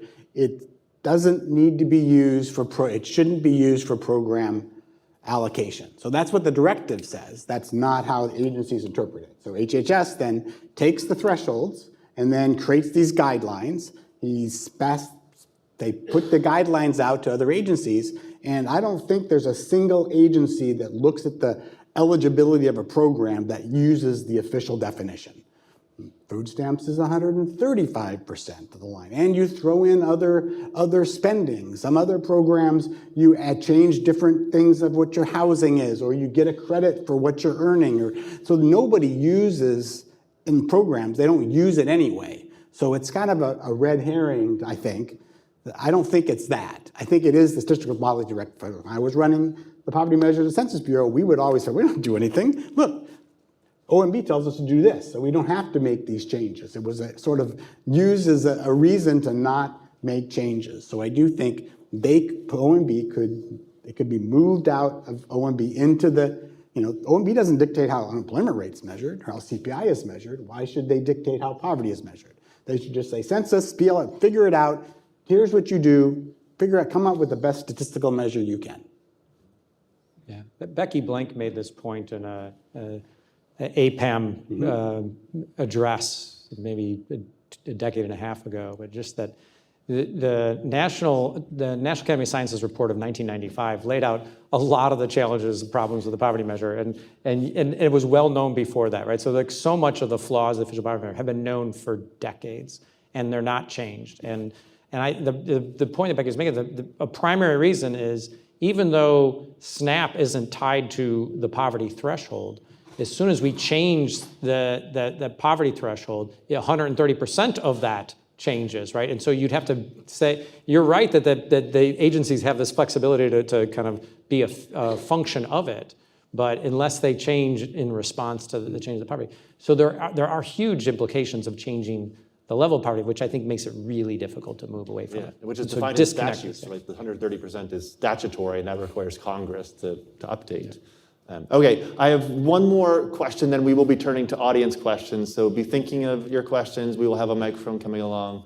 My final sort of hopefully relatively quick question, which is a big topic, is how we've won or at least made progress in President Johnson's war on poverty as he defined it.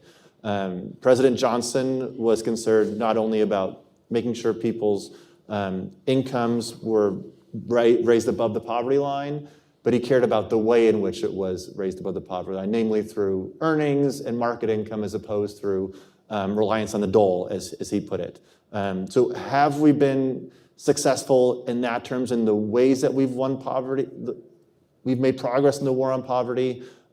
Should we care whether or not progress is made through increases in market income versus increases in government transfers? And here I'll start with Rich and go that way. And then after this, we'll be turning to audience questions. So I think that's the understudied component of progress.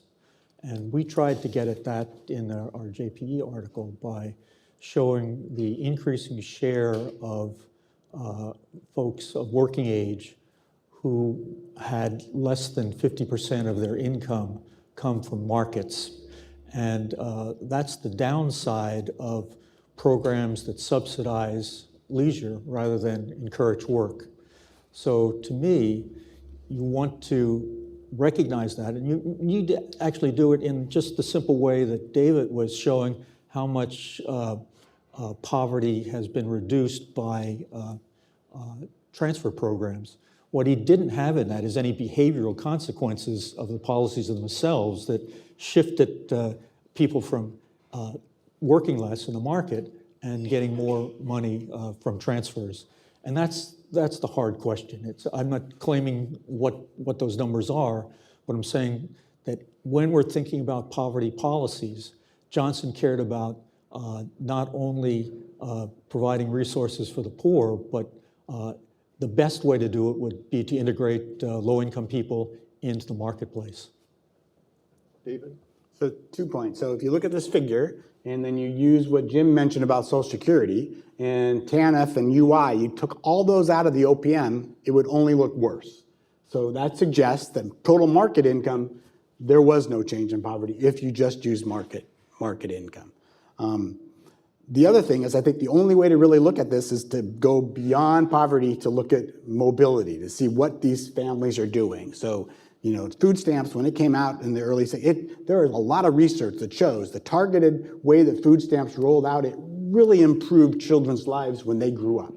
So I think the only way to really look at the behavioral or how these things are is looking at people who grow up in poverty or grow up in low income. What are they when they live, when they're kids? What do they happen later on in life? So I do think we need a complete data infrastructure that not just looks at income or consumption, but looks at them over time so we can follow these people over time. Jim, anything to add? Yeah, so just to push back on the market income conclusion, that's taking trillions of dollars away from the safety net and then assuming zero behavioral response. So I think that decades of research on the EITC and welfare reform, categorically reject that. The other thing I'll say is that the figures, this was an argument that was made in the 2014 economic report to the president that market income hasn't fallen, but you see the sharp increase when you add all the programs. But if you do, again, if you do the absolute measure and do the price index right, you actually see that market income poverty is actually falling. So I want to be cautious of claims that in absence of these programs, well, the characterization of when you say it that way is that economic growth has played zero role in the reduction of poverty over time. And when we break it down and look at it without these programs and adjust for inflation correctly over time, you actually see that the programs don't explain all of the decline. And so there's this big unexplained component, which would suggest that economic growth is actually critically important. So on this, market income versus if we could lift everybody out of poverty by just doing a lump sum transfer equal to the poverty line, right, to everybody, and we would eliminate poverty overnight. Is that a good policy? So I think there wouldn't be a ton of support for interventions like that because of other responses. Programs like the EITC get a lot of attention and brought bipartisan support because they both support work and redistribute resources. But I also want to push back on only focusing on programs like that because the complexity of being poor in the first place, right? So we've seen disability rates in the U.S. rise dramatically over time. What about the capacities to work, and how do we address that? And how do we design a safety net that is truly a safety net while at the same time paying attention to potential disincentives of work? Mm-hmm. All right, so with that, we will be taking audience questions. Microphones will be coming around. You must ask a question. I will seriously cut you off if you start to talk for a really long time without a question. So let's start in the front right here. And then I think Tim will be bringing around a microphone. And while he does that, a reminder, if you're watching online, you can submit questions to Tim's email address or on the Twitter X handle. Please go ahead. Yeah, my name is Joe Freeman. You mentioned age and sex in your graphs. You didn't say a word about sex or gender. And this is particularly relevant to your last question about market income versus non-market income. We know that women earn less market income than men. We also know that by far the majority of single parent households are headed by women. Where is the data by sex and gender? Why didn't you tell us? So So as I understand the ACS and the census, they're investigating new questions on not gender preference, but gender identity, right? So, but I don't know. I don't think there's any report that has the results of poverty by cut by that. But I'm assuming soon there'll be a regular demographic, and they'll show cuts by, just like they do women and men, they'll cut by others. But we know a lot. We actually know a lot about which demographic groups we've seen the greatest declines in poverty versus others. So for example, the elderly, right? So we've seen very sharp declines by age when you look at the elderly. Single mothers, particularly since the early 1990s, have seen sharp declines in poverty. They were at the highest rates after the elderly initially. And we've seen sharp declines. So the declines in poverty for single mothers has been much greater than those for, say, two-parent families, but they were starting at a much, much higher level. All right, next question. Let's go to Howard here. Thanks, Kevin. Howard. Can you wait? Sorry for the microphone. Howard Husick. I'm a non-economist who somehow gets lumped in with the Center for Opportunity and Social Mobility, so I appreciate that. In 1963, Michael Harrington was the Matthew Desmond of America. He wrote a book called The Other America, which may have precipitated the war on poverty. And the idea was there was a group of Americans who were left behind, and we had to pull them up. In 1965, the Hart-Celler Act was passed, and it opened up the doors to immigration that had been closed since 1924. Some people argue that we've imported poverty. Does the increase in immigration, by definition, poorer people who've come to America to get better off, is that something we should think about in our measurements?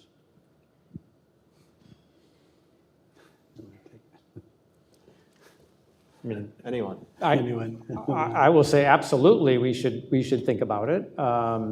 It also, it is a challenge when your new arrivals are coming that have less skills that match the labor market, so they're further down the income distribution. and it's important to measure that. We do know that poverty rates for natives has fallen over time, right? So, but I don't know exactly the changes over time for natives versus immigrants, and I think that that's a really important thing to track.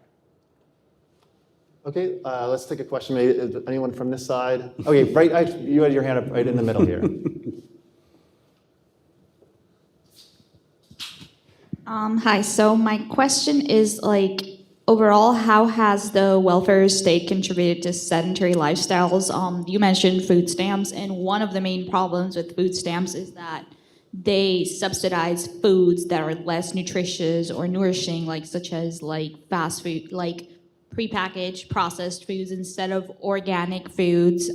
So is it possible that this sedentary lifestyle promoted by the welfare state contributes to poverty in the United States overall, specifically in African American communities that are often in food deserts where they don't have access to nourishing food? Who wants to take that? Jim, I don't know, you've done research in terms of improving outcomes throughout the country of programs, or anyone can take that? You know, the one comment that your question brings up that I think is important to throw out there is, we could lift people over the poverty line, and we want to be careful about what that means about economic well-being, right? So we try to say material circumstances have improved, right? The extent to which there are, like starvation in this country is very rare, thankfully, right? But obesity is a very, very important health issue, particularly amongst low-income families. Whether or not it's tied to food stamps, I don't think is broad. I think it would be an overstatement to tie it directly to that program. I don't think it's broadly understood. I think clearly what plays a role is processed unhealthy foods are cheap, right? And so that becomes important. But it is really important. Maybe this gets to that point about not just focusing solely on one measure when we're thinking about policy, in that just having sufficient resource, or whatever we define as having needs, may not directly challenge or lead to other important indicators of well-being like health. So again, I think this points to why we need an income measure and a consumption measure from the same people. So what's nice about an income measure, we can decompose it by all the different incomes to see what happens to poverty. With consumption, you can decompose it by all the different things people are buying and spending to see what they're buying and spending, what low-income people are purchasing, what people in consumption poverty are doing. And I think then they could maybe better understand the bundle of food, the bundle of housing, or whatever. And I don't think we completely understand the relationship between those two. Okay, let's go in the front here.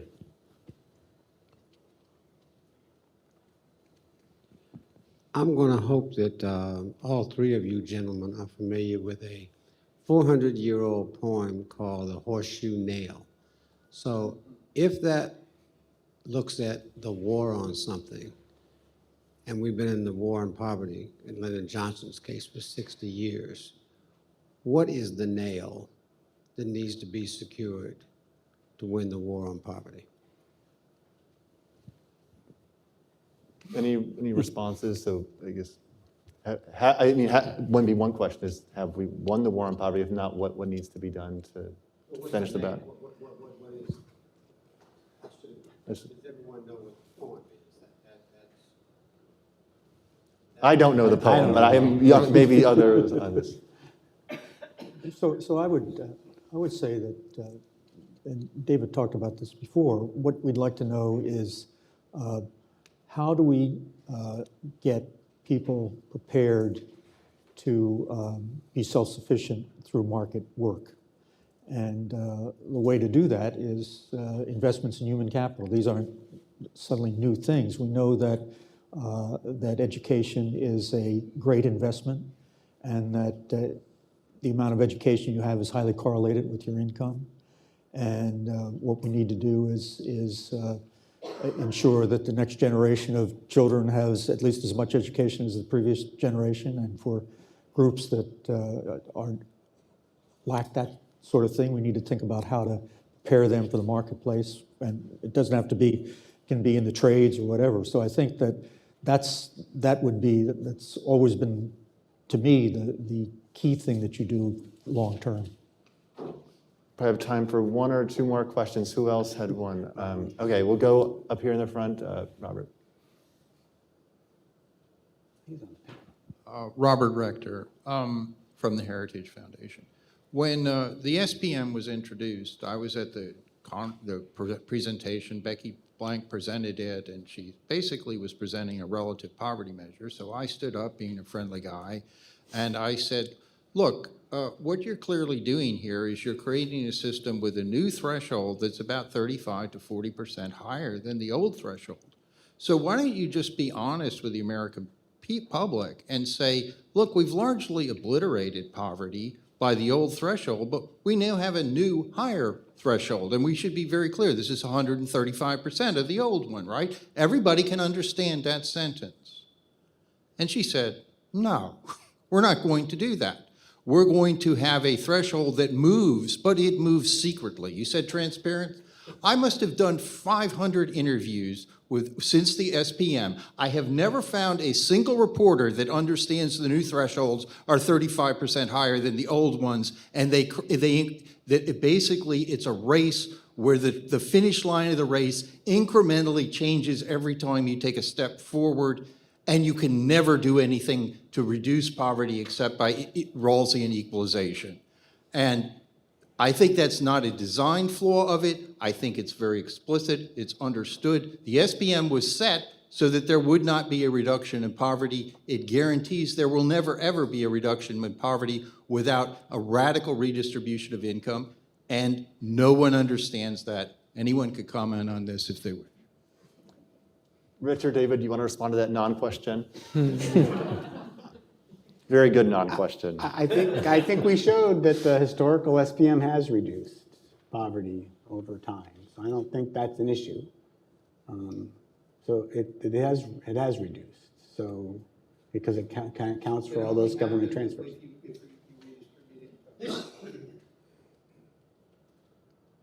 We don't completely understand why it falls. Just like the European one, it can only happen when you redistribute With from a- the top to the bottom. Which I'm not saying that's wrong, but you ought to be clear, as Lampin was, is this about income equalization or is it about something absolute? And if you're going to change the threshold, I would say, don't you think we should be clear that the threshold is changing? Because we're obviously not. No reporter understands it. No member of Congress understands either measure. Okay, is that what we want? We want a measure that no one understands, that change magically overnight, and you can never make progress because the finish line is almost always moving, or maybe you make a tiny, tiny bit of progress because you're always running a race where the finish line is moving ahead of you every time you take a step. And Jim, did you want Well, Robert, the way you're describing it, you're describing a relative measure of poverty. And the SPM is not a relative measure of poverty. It's a quasi-relative. So there's a point of this I agree with, that it's moving up and up. But then you go ahead and say, the only way you can change it is by redistribution, or you can't make any progress in absolute terms. That's not right, because it's not a relative measure. It's a quasi-relative. And I think it's important to be clear there. Rich, do you have any final word, and then we'll break for All I would say is that it is a quasi-relative measure that is extremely difficult to explain and therefore not transparent, and most reporters don't understand it. I agree with that. All right, well, thank you all. We will be breaking now for lunch out in the hallway. You can bring it back in here at promptly 12:30. We'll begin our next panel. Thank you.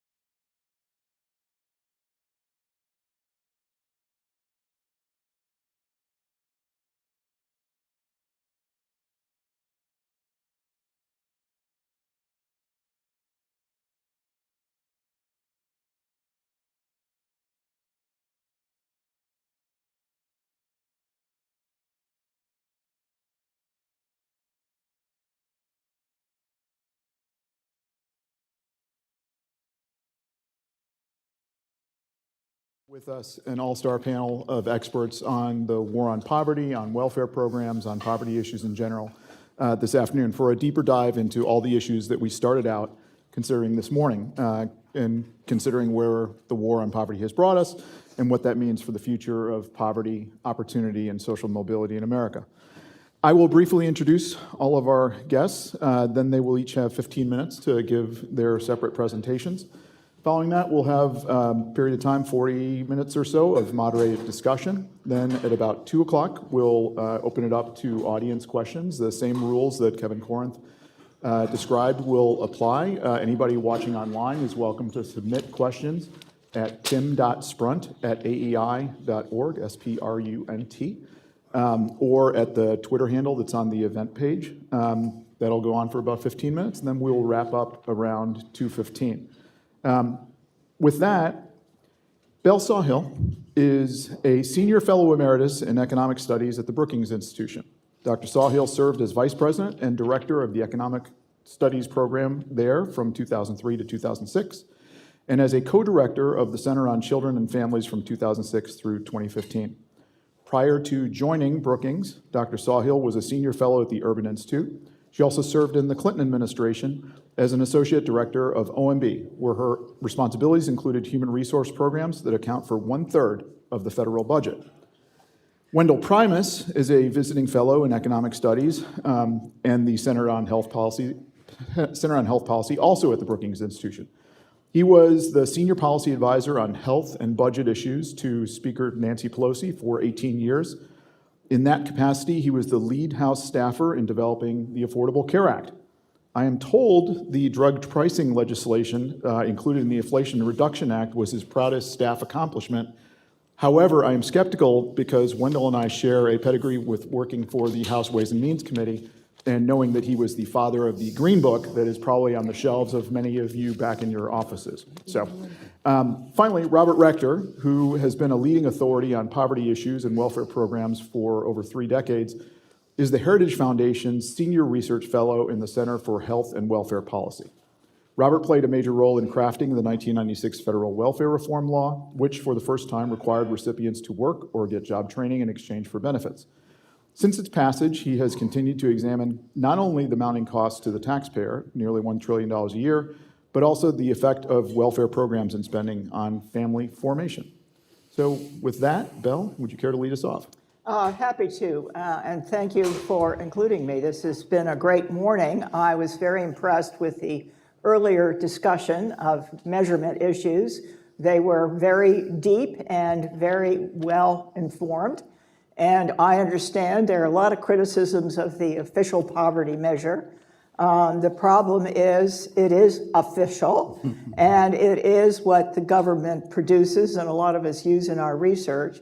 And so I have some charts that are based on it as well, along with the supplemental poverty measure, which many of us now use. Now, let me see if I can get started here. Let's start with the goals of the war on poverty. This was alluded to in the first panel as well. And I think when most of us who are in the research community and even in the policy community think about poverty, we think, well, if we're going to say, did the war on poverty, was it won? How did it do? We're going to look at the absolute income poverty level year by year and see what happened. But as I think is very clear, including from some of the earlier comments, and my research assistant who's sitting in front here, Kai Smith, raise your hand, Kai, because he did all these great slides. And one of the things he found when he was researching what LBJ himself had said about reducing poverty, a lot of it was about improving self-sufficiency. It was not about redistributing income. So I think we could really measure how we did in the war on poverty using either one of these metrics, and we might get quite different answers, and I actually am going to argue that we would. This is just one of LBJ's many quotes about this, that this is not just about making people more secure where they are, it is lifting them out of poverty. Okay, so what's my sort of summary statement of how we've done? I think there was a big drop in poverty if we go back to the early 1960s, but it was mostly amongst the elderly, and it was overwhelmingly because we introduced Social Security, as you all know, in the 1930s, and that was beginning to really take care of what was the highest poverty rate back then, which was poverty amongst the elderly. It's hard in the official measure anyway to see much improvement since about 1970. I'll show you just a quick look at that. And most of any progress we've made has been because we did redistribute income. We did improve taxes, especially refundable taxes and various in-kind and cash-like programs, food stamps, housing assistance, earned income tax credit, et cetera. You've heard about all of that. And not because, in my view, we made the poor more self-sufficient. Now, we could debate that, but that's my take. That doesn't mean that without this assistance, things wouldn't have been worse. I mean, I just think it's kind of common sense that this assistance has made a very positive difference in people's lives. One of the good news pieces here, or pieces of the story here, is that there's been some convergence between poverty rates among non-Hispanic whites and minority groups, especially Black Americans. Now you can see on the bottom here, I at least flagged what was the subject matter of the entire first panel, which is the shortages in the OPM. And I think I liked what David said about unreported income and using administrative data. I think if we fixed that measure, and then we could continue to debate the inflation thing. As he said, you know, inflation rates may be higher amongst the poor than they are amongst all Americans. And obviously we have to count some of these cash-like benefits, and this SPM does do that. All right, there's the standard picture. You can see the big drop back in the 60s, that's the elderly. Here it is by age, and again, you can see it's the elderly where we made progress. We didn't make much progress for working age Americans. Here it is by race and ethnicity, and you can see at least some convergence there, although still very large gaps. And then here is the SPM with taxes and transfers taken out. That's that top yellowish line. And there you can see actually people are worse off without that assistance. Now, why would people be worse off now taking away this assistance than they were back in, say, 1970? Well, a couple of reasons I want to suggest. One is because there have been changes in family composition. We've had a lot of growth in single-parent families. I'll come back to that.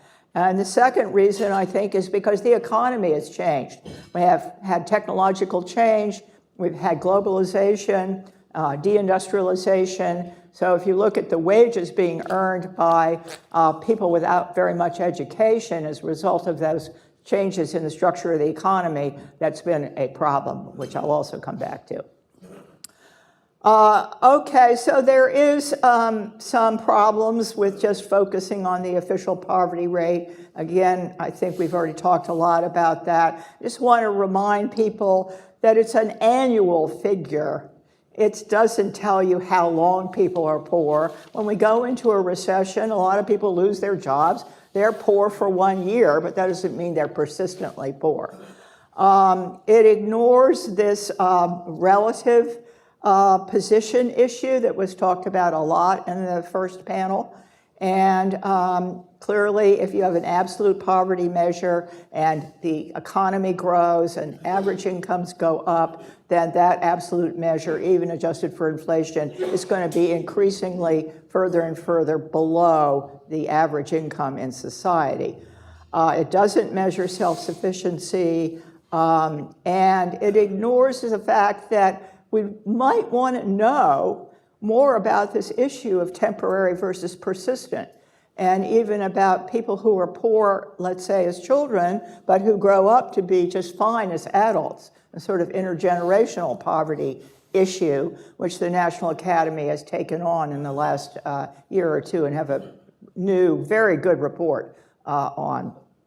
So I like to think of these sort of broader measures of fairness, what I call the ladder of opportunity. I even like to have a picture of it and to think about the fact that the rungs on the ladder are really, how far apart the rungs are really a measure of inequality.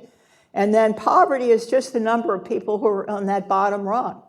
And then mobility is how easy it is to climb the ladder and how many people, move up and fall down again.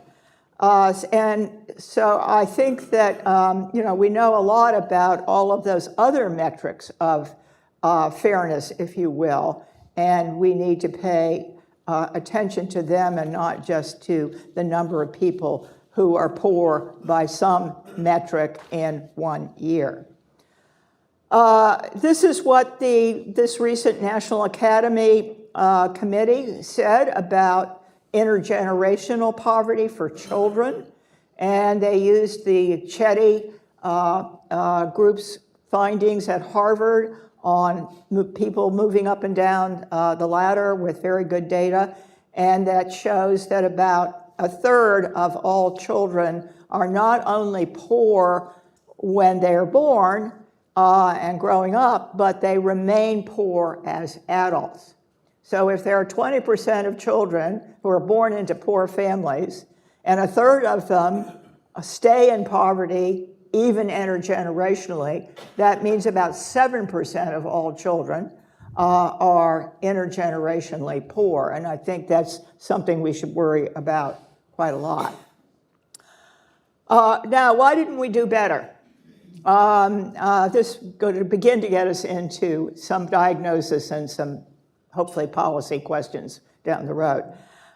First reason we didn't do better is because wages at the bottom have been kind of stagnant. In fact, they are a little more than stagnant, as I'll show you in a moment.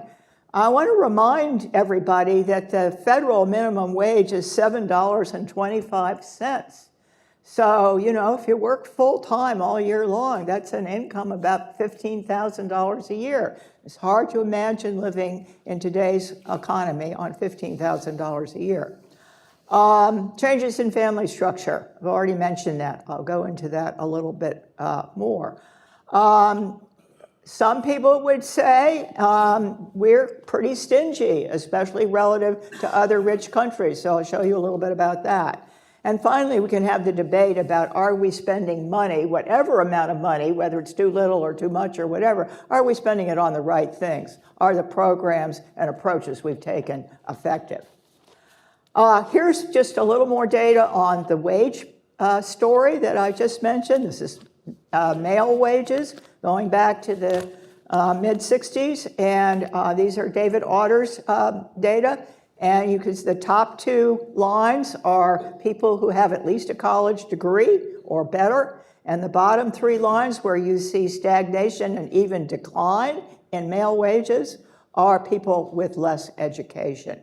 So the current contemporary economy that's developed over this period is just not friendly to people without much education.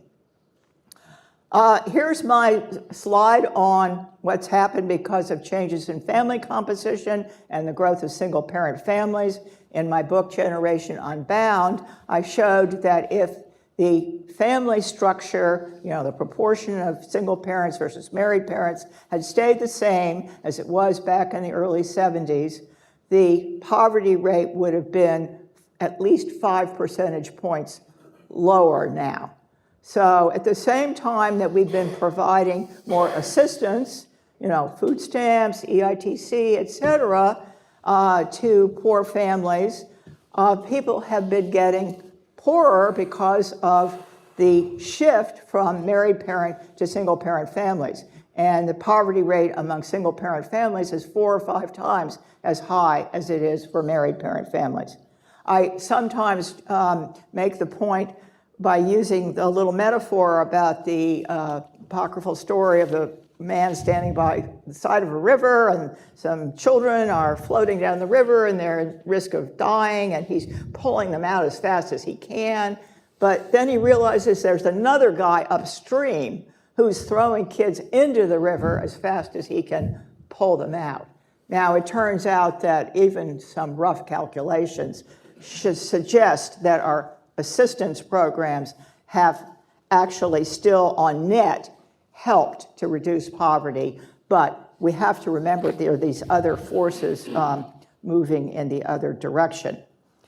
And that's one, and this is an important one. Now, here's the slide for those of you who think we don't spend enough, and I might put myself in that category.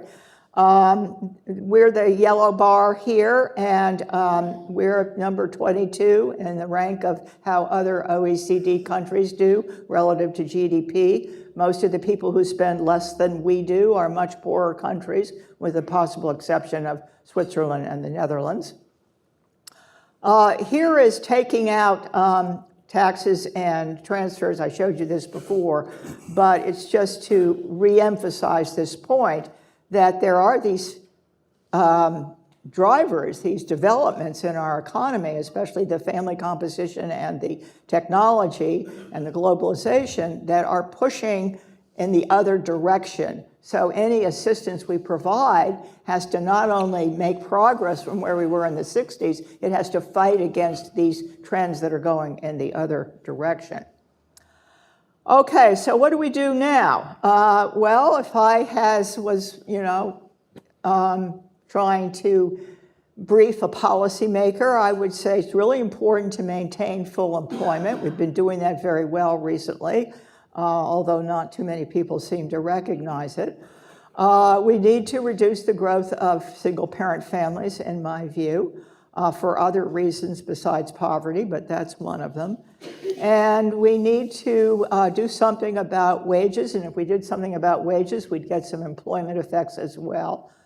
I think, need a lot more career and technical education, and not just college for everyone. And I can come back and talk some about this National Academy report and what they recommended and what they didn't recommend, but that's more of a policy wonks conversation, so I'll hold off on that for now. And also, I haven't said anything about the groups who can't work, such as the elderly and the disabled, and I'm going to leave that to Wendell, because he's the expert on that. This is just to reiterate again, look at what happens to the poverty rate during recessions. It always goes up, and then it comes back down again. This is one of my favorite proposals, so I'll give it just a little bit of attention here. It's a paper I wrote some years ago, and I said, if we're worried about wages at the bottom, there are two things you can do. You can raise the minimum wage, or you can make, let's say, the EITC more generous, or have some kind of wage subsidy. And I think each have their flaws and their merits, and that if you do them in tandem, you get the biggest bang for the buck. In fact, you can actually save money, which is why I called it a no-cost proposal to reduce poverty and inequality. How can you save money? Because when you raise the minimum wage, there are a whole lot of people who are getting government assistance who are no longer eligible for it because they now have higher market wages. So why not do the whole thing through the minimum wage? Because if you raise the minimum wage too much and too quickly, you are going to hurt small businesses in particular, and you might actually get an adverse hiring effect. And there's a whole debate about that we could get into, but I was trying to get a kind of combination that I thought would, to some extent, minimizes the disadvantages of each approach. The problem with the EITC and other kinds of wage subsidies, they're very expensive for the government's budget. This is something that I've talked about for a long time, originally with my colleague Ron Haskins. We call it the success sequence. It says if you just do three things, get a decent education, at least graduate from high school, but now you really need the career and technical stuff as well, but you don't necessarily need a four-year college degree. Secondly, you need to work full-time. And thirdly, you need to delay childbearing until you're ready to be a parent and in a committed relationship like marriage. And if you do all three of those things, we said the poverty rate is going to go down to 2%, and this is relative to the OPM, so I'm not talking about all those metrics we talked about this morning.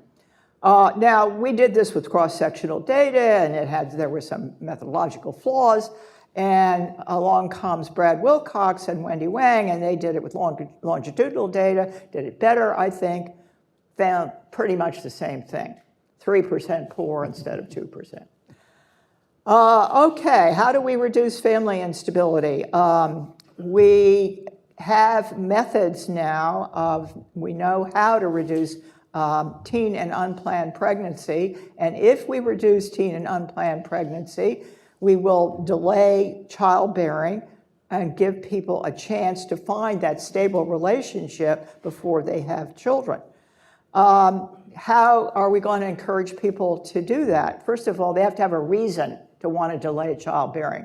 And what are the usual reasons? Well, I need to delay because I need more education, and once I have the education, I may want to get established in a career or a job, and so we need to make sure those opportunities are available, and so I'm on the, sort of liberal side of let's do a lot more in that area.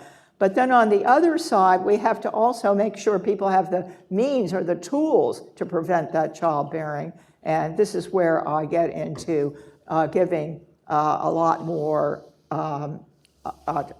data about how we can reduce unintended pregnancy, but I won't give you that lecture today. All right, looking forward, and this is my last slide, and I'll just leave this as a teaser because we can come back and talk about it. I looked up what Trump did when he was president, and then I looked at what Biden was proposing in the 2025 budget, and as you can see, they have very, very different views of poverty, and we can discuss that if we have time later. So thank you, and over to... I believe there was a passing of the baton to Wendell.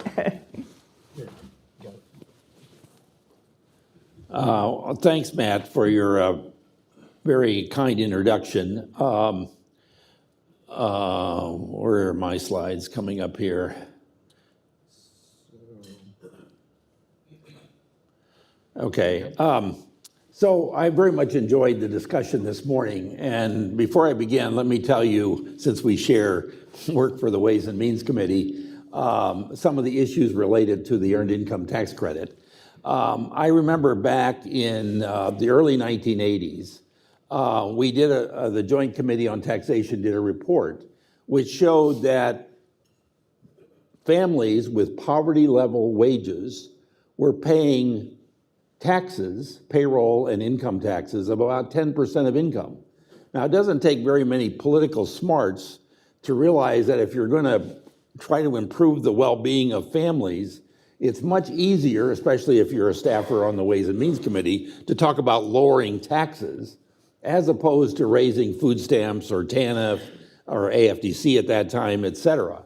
So I conspired with a young staffer working for Tip O'Neill named Jack Lew, and we had the Speaker of the House come to a subcommittee of Ways and Means and testify about the fact that low-income families were paying a lot of taxes.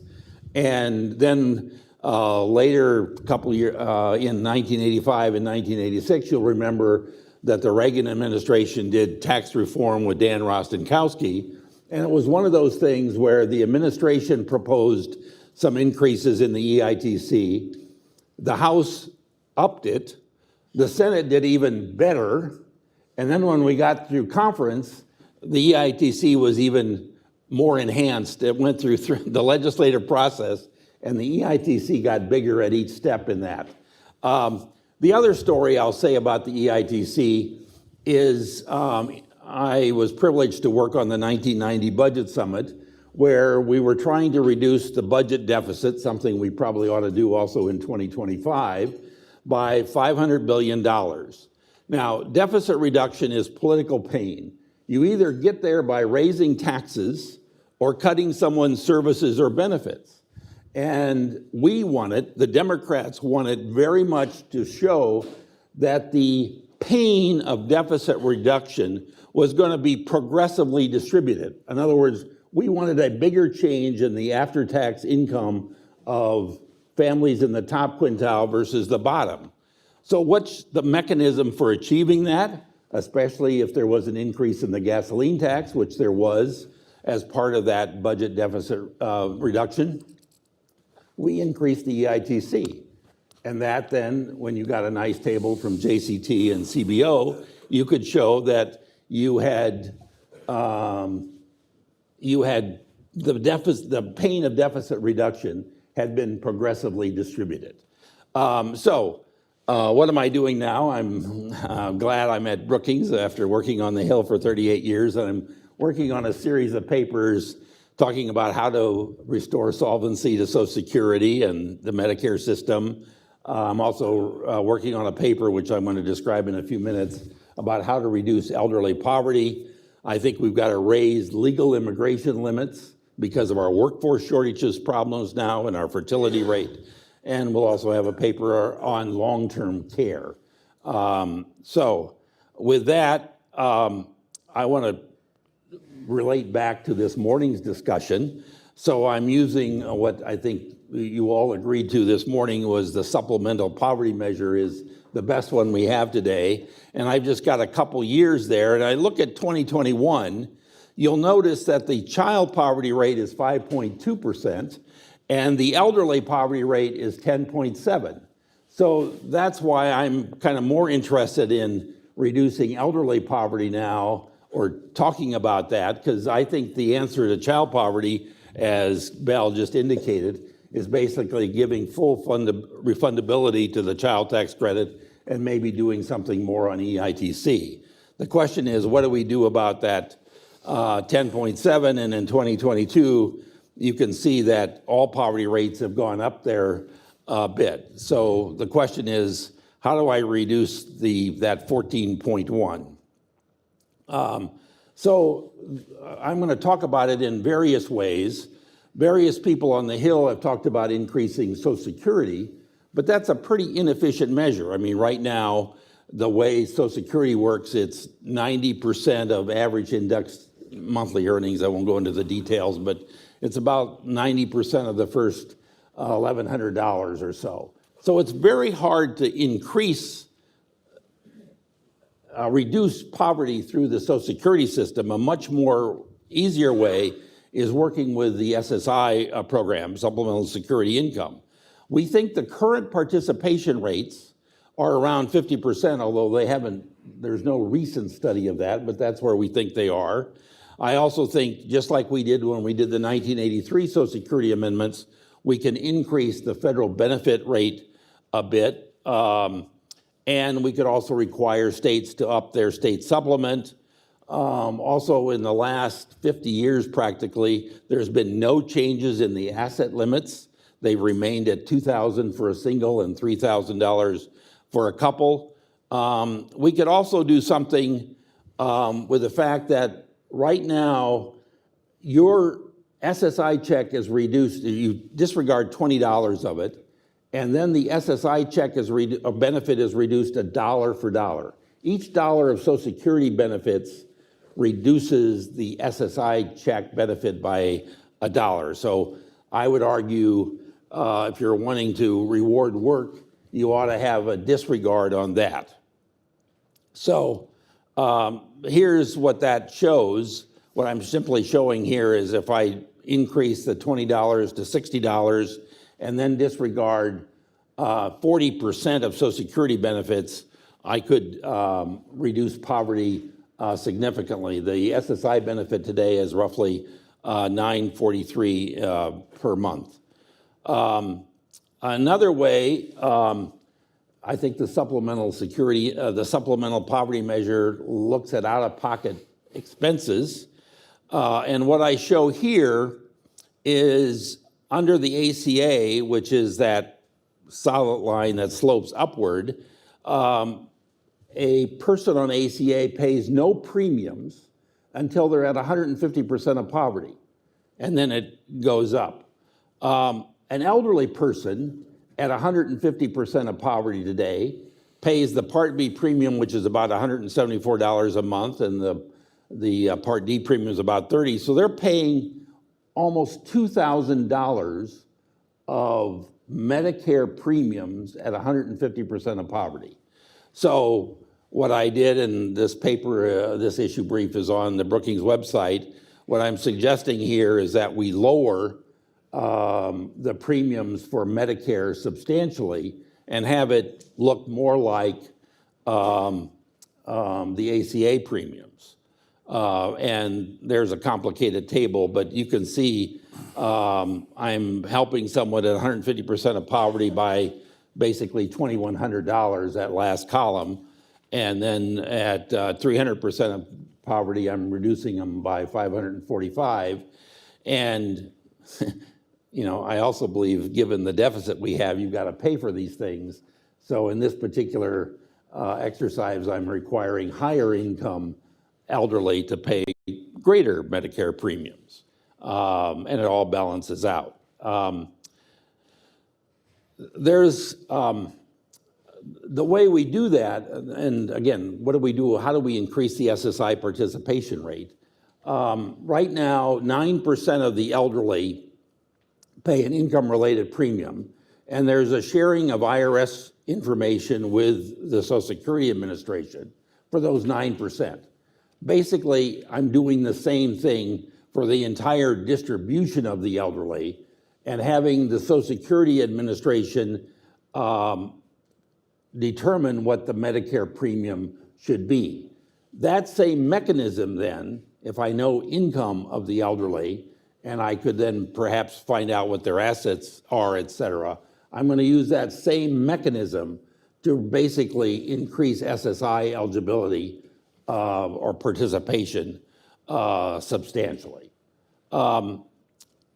So assuming I do this, under this table is a little complicated, but under current law for a single individual with Social Security benefits and SSI, it takes $1,215 of Social Security benefits to get that person above poverty. Under the proposal, where I'm disregarding some SSI, I'm increasing it, et cetera, I can have $440 of Social Security income, and that will take that individual out of poverty.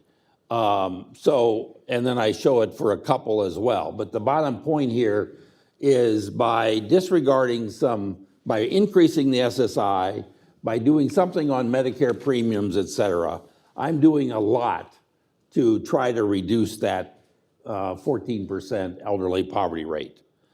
And here I make the arguments that reducing poverty through Social Security is basically, it's going to be very expensive. It means that instead of having the taxes, again, if it's coming from general revenues, it's borne by both capital income and wage income, et cetera. And if I do it through, again, Social Security, it's going to take a lot. We've done studies to show that there's only modest poverty reduction because long-term low earners with 30 years of wage work comprise only 3% of beneficiaries. So the main way you reduce poverty through Social Security is by increasing benefits for long-term low-wage earners, and there just aren't very many of them. And it's it's hard to overcome the progressivity in the formula to begin with. So I'm going to conclude here. My problems are I still don't have any recent studies of SSI participation rates. And I'm having a difficult time figuring out how to model these changes I want to make to determine how much older adult poverty is reduced under the supplemental measure by what I'm doing here in terms of my policy changes. And then, I think there's got to be an independent, not myself, figuring out how much I've really increased SSI participation rates by this different mechanism. I'm asking the Social Security Administration and CBO, an independent source, basically, to help me figure out how much I'm really increasing SSI participation rate. But that gives you some idea of, I think, the way we need to reduce that elderly poverty rate and I'll go back to that very first chart I had, just to, I mean, again, I'm trying to reduce that 14.1, or the 10.7, if you will, in 2021, that elderly poverty rate, which is twice that of the child poverty rate. And with that, I'll hand it over to Robert. Thank you, Wendell. Robert? Let me stand up here. So we talked a lot about Lyndon Johnson and the launch of the War on Poverty. And in order to evaluate whether the, how do I get to my slides here? You hit the center button. Hit the center button? Can you, I'll get started and if you can find them. In order to evaluate the war on poverty, you have to go back and find what Lyndon Johnson was actually trying to accomplish and what he said his objectives were at the beginning of the war on poverty. And you can look at what he said himself. Johnson said he didn't want to address the symptoms of poverty. He wanted to address the raw causes, the root causes of poverty. He said he didn't want to expand the dole, by which he meant the welfare state. Back up, okay. By which he meant the welfare state. He wanted to reduce the welfare state. He promised the war on poverty would reduce the welfare state. He said that he wanted people to become self-sufficient and supportive and integrated into the society rather than separated out. And then finally, and importantly, in a speech that he gave at Howard University in the summer of 1965, he said the following thing: "The family is the cornerstone of our society. More than any other force, it shapes the attitudes, the hopes, the ambitions, and the values of the child. When the family collapses, it is the children that are usually damaged. When this collapse occurs on a massive scale, the community itself is crippled." Now, if you use those standards, the standards of Johnson in launching the war on poverty, the war on poverty was an unmitigated and absolute disaster, okay? In the simple sense that what happened was the exact opposite of what Johnson was originally talking about. Now, you have to take everything that a politician says with at least 1 or 2 grains of salt. But I do think that Johnson was fairly sincere about this. Johnson's background was with the Civilian Conservation Corps. Now, most of you don't know what that was, but in the Great Depression, we took kids out of the urban areas and had them go up to like the Blue Ridge Mountain and build roads up there, build their muscles up, participate, be vigorous, not sit around and collect welfare. And I think that's actually the vision that Johnson had. Now, but by that standard, we did exactly the opposite. We've all talked about how the war on poverty was successful because it radically expanded what Johnson would have called the dole. So now we can look at a couple charts here. This is the official poverty measure. And what you see here at the beginning of this chart, that's the poverty rate of all persons back during the Korean War in 1950. It's around 35%. And it goes before the war on poverty, which is the vertical line there. It just goes down and down and down. It continues to go down the first 2 or 3 years after the war on poverty. There weren't any new programs then. This is all in effect without welfare. And then all of a sudden the war on poverty starts. And according to the official poverty measure, which might be thought of as sort of a pre-welfare poverty measure since it doesn't measure poverty correctly, the poverty rate stops going down entirely. And this is a great irony because, here, this is total means-tested spending. There are 90 means-tested programs. These are programs targeted toward low-income people. It doesn't include Social Security and Medicare. There seems to be some upgrowth there, okay? And the reality is, if you go back to the war on poverty adjusted for inflation, total means-tested welfare spending in 1964 was $100 billion. Today, that spending is $1.4 trillion. A 14-fold increase. Even if you look at cash, food, and housing alone, it's a 10-fold increase during this period. So we've increased spending 14-fold, but according to the official metric, there's been no decline in poverty. Even worse, if you take that $1.4 trillion, it's actually 10 times larger than the total amount of money that would be needed to raise everyone above poverty in the United States. So we're spending 10 times what would be needed to do that, and apparently we have no effect on poverty whatsoever. And the answer to that, as you understand somewhat from the discussion this morning, is that the welfare state isn't counted. When the Census Bureau counts poverty, it ignores the entire the war on poverty. 95% of this means tested state is not counted at all. Not counted at all. And in a given year, it's the same thing. 95% of it is off the books. How and why? I would say that is not an accident, because if you counted this stuff accurately, the poverty rate goes way down, and it would take the energy out of future endeavors to continue this pattern of redistribution. But what I would say, if I look at this broader situation, is that one of the problems that I think is inherent in what Johnson was saying, you can understand it by Abraham Maslow's pyramid of motivation, pyramid of needs, which most of you have probably studied. It's remarkable, it's still there. But the whole welfare state is focused simply on physical needs, okay?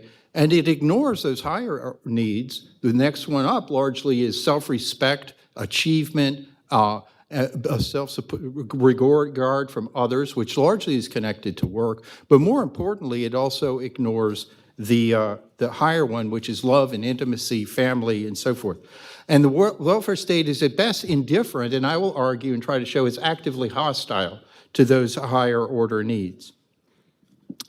But to go back to the simpler point, that the welfare state is simply radically undercounted. So we had, Isabel was talking about someone that works full-time at minimum wage. It's about $15,000 a year. So let's say we have a young mother, she's got 2 kids, she's working at minimum wage. That's less than 1% of workers work at that. Well, let's say she is, okay? She's making $15,000 a year.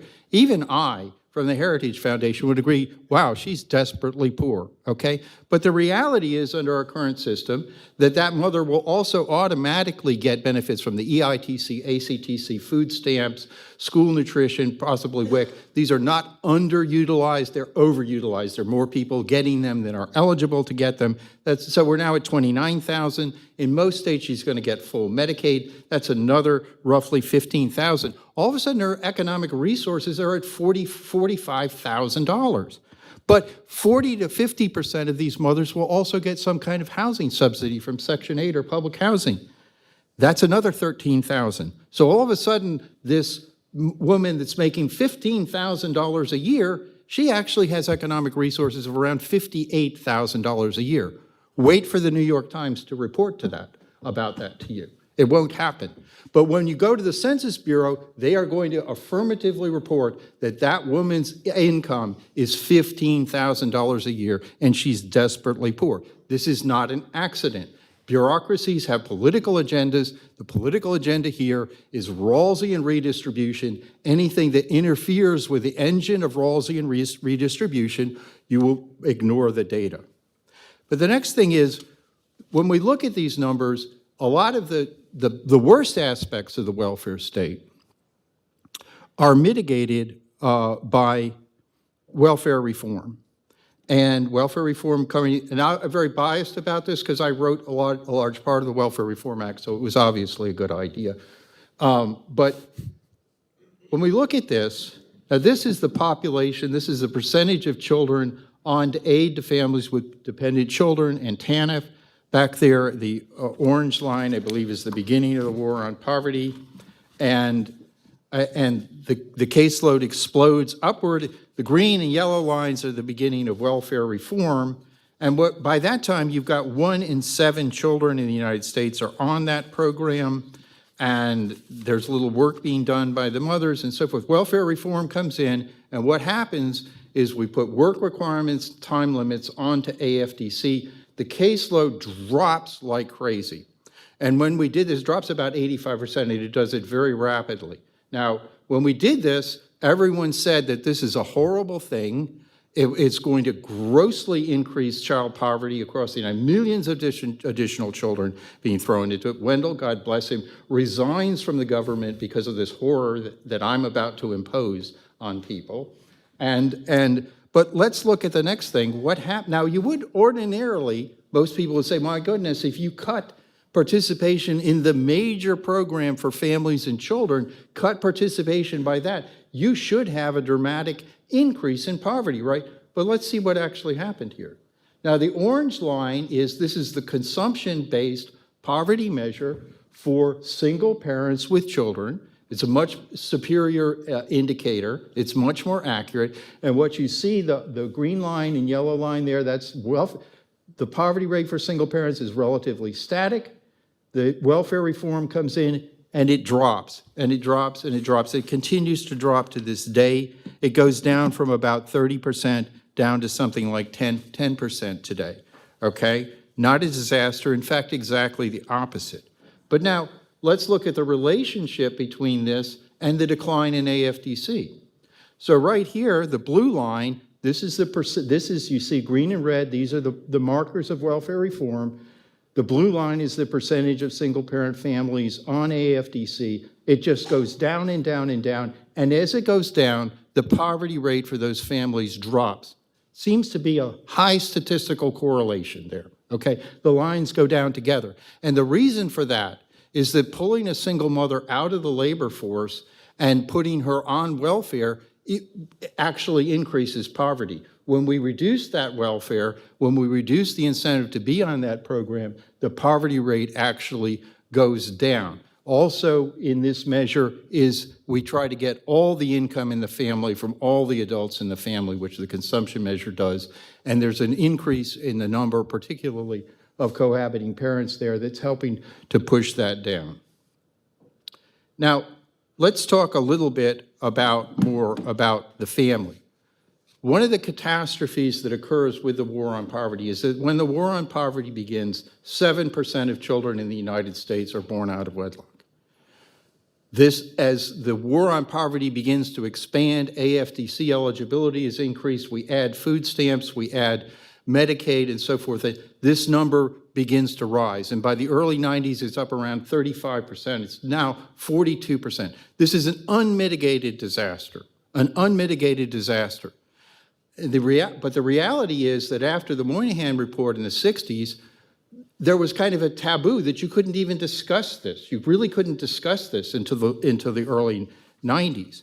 But one person who did discuss this was Ronald Reagan.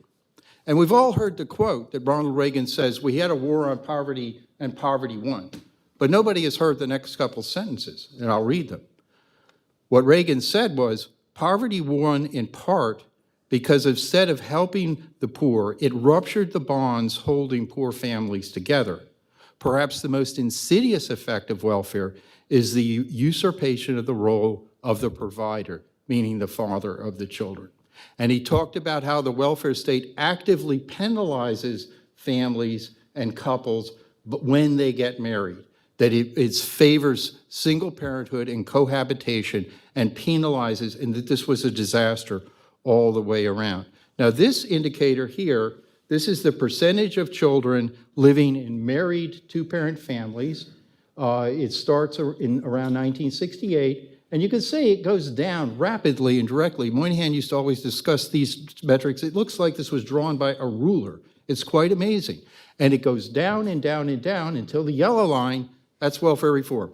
An immediate and abrupt kink. You're going to see lots of behavioral, immediate and abrupt kink, and it largely hasn't gone down much at all since then. If you take it down, the projection, if you follow the pre-reform trend, which is the red line, there would be an additional 9 million children living in single-parent homes today that are currently in married two-parent homes because we changed that trend line. Now here's an even more stronger indicator. This is the birth rate to unmarried teens. The red is 15 to 19 years old, okay? The orange line, again, is the beginning of war on poverty. That begins, this birth rate to unmarried teens begins to explode upward. It kind of looks like the slope of Mount Everest. The green and yellow lines, this is welfare reform. As soon as welfare reform comes in, at the peak of this, okay, 1 in 10 children in the United States in 1990 was born to an unmarried teenager. 1 in 10. And if you were there and alive, people said, this is a disaster, but there's nothing we can do about it. There's nothing we can do about this. We come in, Clinton says, "I'm going to end welfare. You're not going to be able to live on the welfare system. You're going to have to work in exchange for your benefits all across the country, in every laundromat, in every park, everyone heard that. And what you see is an immediate response. An immediate response, the teen birth rate begins to plummet downward. Oh, they must have had a lot of abortion. No, the abortion rate falls at exactly the same rate, okay? An immediate drop in both of them. It's now dropped from where it was, it's dropped by about 80% from where it was. An amazing, an immediate change, immediate abrupt change in the vector there of behavior. And that is because what we were doing with welfare reform, again, I would explain that when people perceive welfare reform, it was all about making single mothers work. No, I designed this stuff. What it was the understanding that almost the whole welfare state for children is targeted almost exclusively to single parents, okay? If you put a work requirement or time limit on those benefits, it reduces the utility of welfare relative to alternatives. One of the alternatives is employment, okay? But other alternatives are reliance on adults. But most importantly, it might increase the reliance on this old and archaic thing called the father, okay? It might bring him actually back into the home. And that was the goal of what we were primarily trying to do with welfare reform. And that's precisely the effect that we got. Not as directly, not as perfectly, but we got it. This measure here, this is the overall birth rate to single parents. And you've got there, we begin in 1960, you've got Roe v. Wade and so forth. This line just begins to go up dramatically in the 1970s. It goes up and up and up. Welfare reform comes, it flattens. There's a little bump there, which I could explain later, and then it comes down, okay? This is an enormous behavioral change here, okay? An enormous disruption of a destructive trend that we were on, that we have at least paused in. And I don't want to say that this is monocausal. No change, the change in family structure over the last 50 years is one of the most profound things occurring in our society. And there's nothing monocausal. It's not monocausal welfare, but I would say that welfare seems to be at the center of it. And that by making welfare a little bit more prudent, by putting these requirements on, we seem to have at least initiated some rather profound changes in behavior.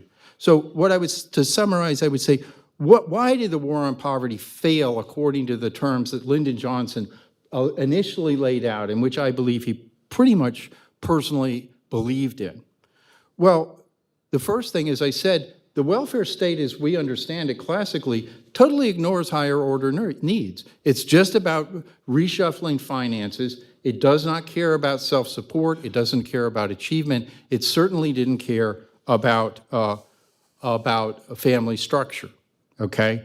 It explicitly rewards single parenthood and penalizes marriage. Secondly, it was based on the premise that there is very little moral hazard in the welfare system, that you can just give people things. If you give people things when they're not working, it's not going to increase non-work. If you give things to people when they're not married and take them away when they are married, that's not going to affect marital behavior. That's really not true, okay? Or at least it's a pretty precarious assumption, okay? Thirdly, by the time you were into this, by 1970, it was very clear that something very bad was happening to family structure in the Black community. That the war on poverty begins, and particularly the standards for getting into AFDC are liberalized. The Black illegitimate, we used to call the Black non-marital birth rate, explodes upward in the late 60s and continues to rise and rise. And still today, it's at 69%, okay? The welfare state ignored that fundamental reality, which was the driving. Marriage is the #1 factor in predicting upward mobility, not only within a married family, but within the community at large, okay? If you have a 1% decline in the percentage of families and households in a community that are married, you will have a 2% increase in the violent crime rate in that family. Marriage, if you look at adults, marriage is the #1 or #2 factor in predicting, healthy marriage is the #1 or #2 factor predicting adult happiness. It's a profound thing, and for marriage to be disrupted and disintegrated the way it was and continues to stay at a low level is an unmitigated disaster. The war on poverty skirted that issue entirely and largely made a discussion for at least two decades almost impossible. And finally, the war on poverty failed, I think, because it is surrounded by a cocoon of misinformation, okay? How in the world can you spend 10 times the amount needed to obliterate poverty entirely and have no effect on poverty? Well, you have to seriously mismeasure something. That doesn't happen by accident, okay? That doesn't happen by accident. Way back in the 1970s, when the food stamp program was created, the old neocon Irving Kristol went and he said, well, this is going to reduce poverty, isn't it? The government said back to him, no, it's not. Well, why not?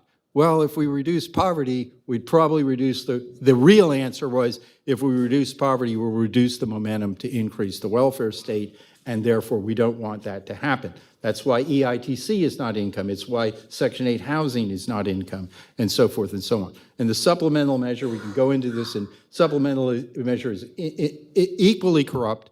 It omits large chunks of income. Things that it imputes are inaccurately imputed in the census surveys, and it also has this thing of the invisible increase in the threshold, never reported. A racetrack where the finish line is always receding in front of you and very difficult to catch up with. So it's not intended to accurately measure living standards, and as a result, it distracts us. It calls for a larger welfare state, and it distracts us from these more important issues, which are related to what Johnson was originally talking about, the real non-material, non-financial well-being of individuals and families, of which I would say the center point is actually family structure. Very briefly, what can we do about this? We have a $1.4 trillion means-tested welfare state. There is a smidgen of waste and abuse in that huge, huge figure, okay? And what I would like to do is take some of those excess benefits and abuse and take those and use them to reduce the penalties against marriage that exist within welfare programs. Typically, if you have, let's say, a family where the spouse and the husband and wife are each making $20,000 a year, if they get married, they lose immediately something like $8,000 or $9,000 in welfare benefits. If they're in housing, they're losing something like $16,000 in benefits. You can't go out and say, boy, it would be great if you would get married, which incidentally, the welfare state never says that to anyone, but you can't say that and then say, and by the way, if you do get married, we're going to ding you for $12,000. I think that's a bad message. Reagan understood it was a bad message. I think LBJ would understand it was a bad message. I think without greatly expanding the welfare state, we can remove a lot of these harsh welfare penalties. Okay. All right. Thank you, Rob. All right, appreciate it. Okay. All right, so just as a reminder, if anybody watching online has questions, they can submit them to tim.sprunt@aei.org. We're going to have a little bit of to and fro for about a half hour and then move to audience questions. So this morning we talked about the on-poverty of the war on poverty. I want to talk a little bit more about the war. So, we've talked past, present, future. I want to go back to the beginning.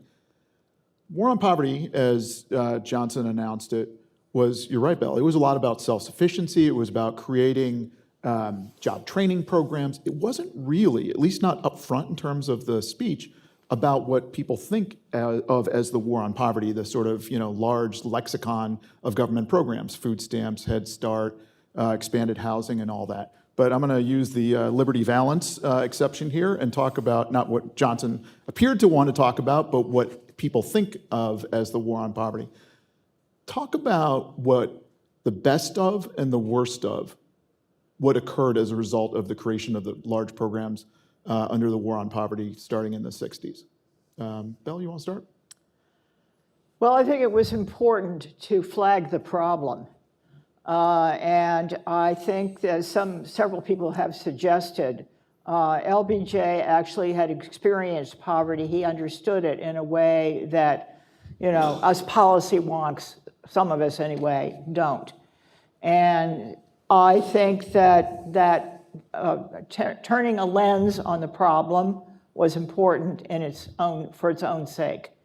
And the fact that we have a measure, that Molly Orshansky came up with this measure, as imperfect as it was, at least we started paying attention to it. When you have a metric that the press focuses on and that gets reported once a year or so, people start discussing it, people start worrying about it. So that's point one. I think there was a lot of strategizing, Sergeant Shriver, Office of Economic Opportunity, they did not have the kind of data and research we have today. I think that having just said, we wonks aren't very good at this kind of stuff, we have gotten better. And, I'm listening to some of Robert's statements and I'm saying, gee, that doesn't quite line up with my understanding of some of the research about the effects of welfare in particular.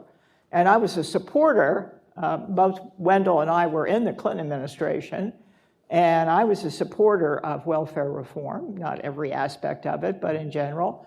And he was more concerned about it. And as has been pointed out, he did resign over it. But where I would disagree with Robert is that I think it had some positive effects. So I don't agree with him. I agree with him about the direction of those effects. I just don't agree with him about the magnitude. But I guess I'm skipping ahead a little bit. You want me to go back to the 1960s. Let's take early childhood education. Because I think Head Start, for example, was something that people had a lot of optimism about. And the common sense was children growing up in poor families, especially back in the 60s, when the level of deprivation was greater, when mothers were less educated, when there was very little outside of the home care available, everybody said, well, if we want to really help the children, we need to take them and put them in an enriched daycare system, an early childhood education program, and that will help to overcome some of their deficits that they begin school with, which were pretty well laid out. I happen to have done a whole year's worth of re-looking at early childhood education last year, and we now have a big randomized controlled trial of did Head Start work or does it work? And the answer is basically no. Now, we have had some state early childhood education programs that have been effective. The one in Boston, Massachusetts is very effective. We had one in Tennessee, it was very ineffective. So quality of programs matters. I think another thing that we were naive about early on is the importance of paying attention to the quality of a program, to what happens when you scale it up. You have some small experimental program somewhere, and somebody does a study and says, oh, this is the best thing since sliced bread, and then you say, let's give it to everyone. We did this with class size. We did some research on a small basis that showed that if you reduced class size in the early elementary grades, children would do so much better. So state of California, not exactly a small entity, right, introduces it statewide and it fails. Why did it fail? Because when you scaled it up, you couldn't maintain the quality. Anyway, I could go on and on, but those are just a few beginning thoughts. Wendell, diagnose the Great Society for me.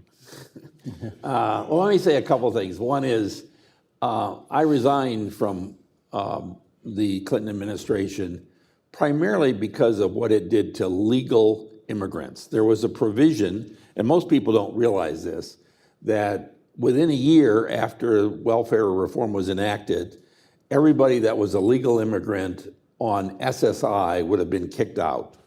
And that was actually a cost of around $10, $11 billion.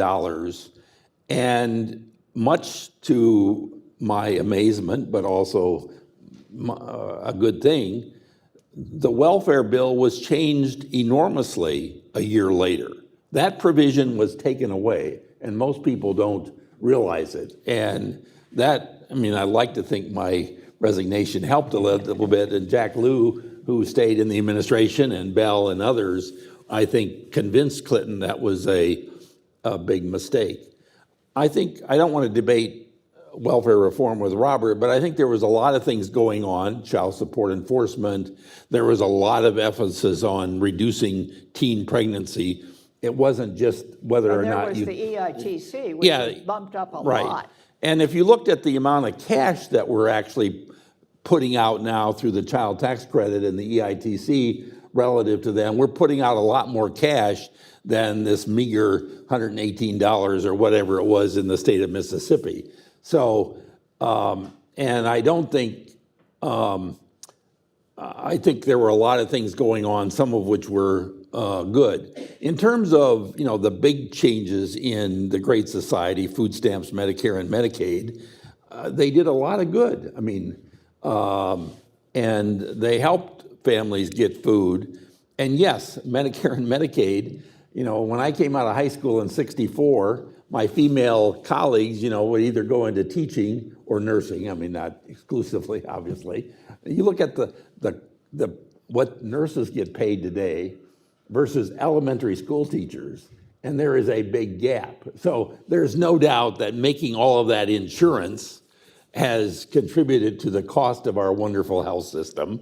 And I'd like to do something about it, which I was able to do with Nancy Pelosi, and that is start to get our pharma cost a little bit under control, et cetera. So we can do a lot more, Robert, I agree, in terms of reducing healthcare costs and some of those expenditures, because half in your chart, I think half of it was in the health world, et cetera. But it's still, our uninsured rates now, I think, with one exception, the 10 states that still haven't expanded Medicaid, we can say that every legal citizen in the United States has access to affordable health care now, either through the marketplace or Medicaid or employer or whatever. And I think that's a big achievement.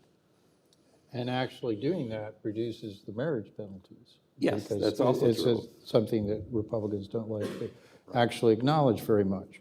What I would say is that the rule, and I would also agree that we expanded the EITC, and I would say, speaking sort of from the conservative wing of Republicans that did welfare reform, and understanding that we were transferring money from a program like AFDC, which is unconditional aid, and we're at the same time increasing the EITC, that was acknowledged, that was in fact a desirable thing to do.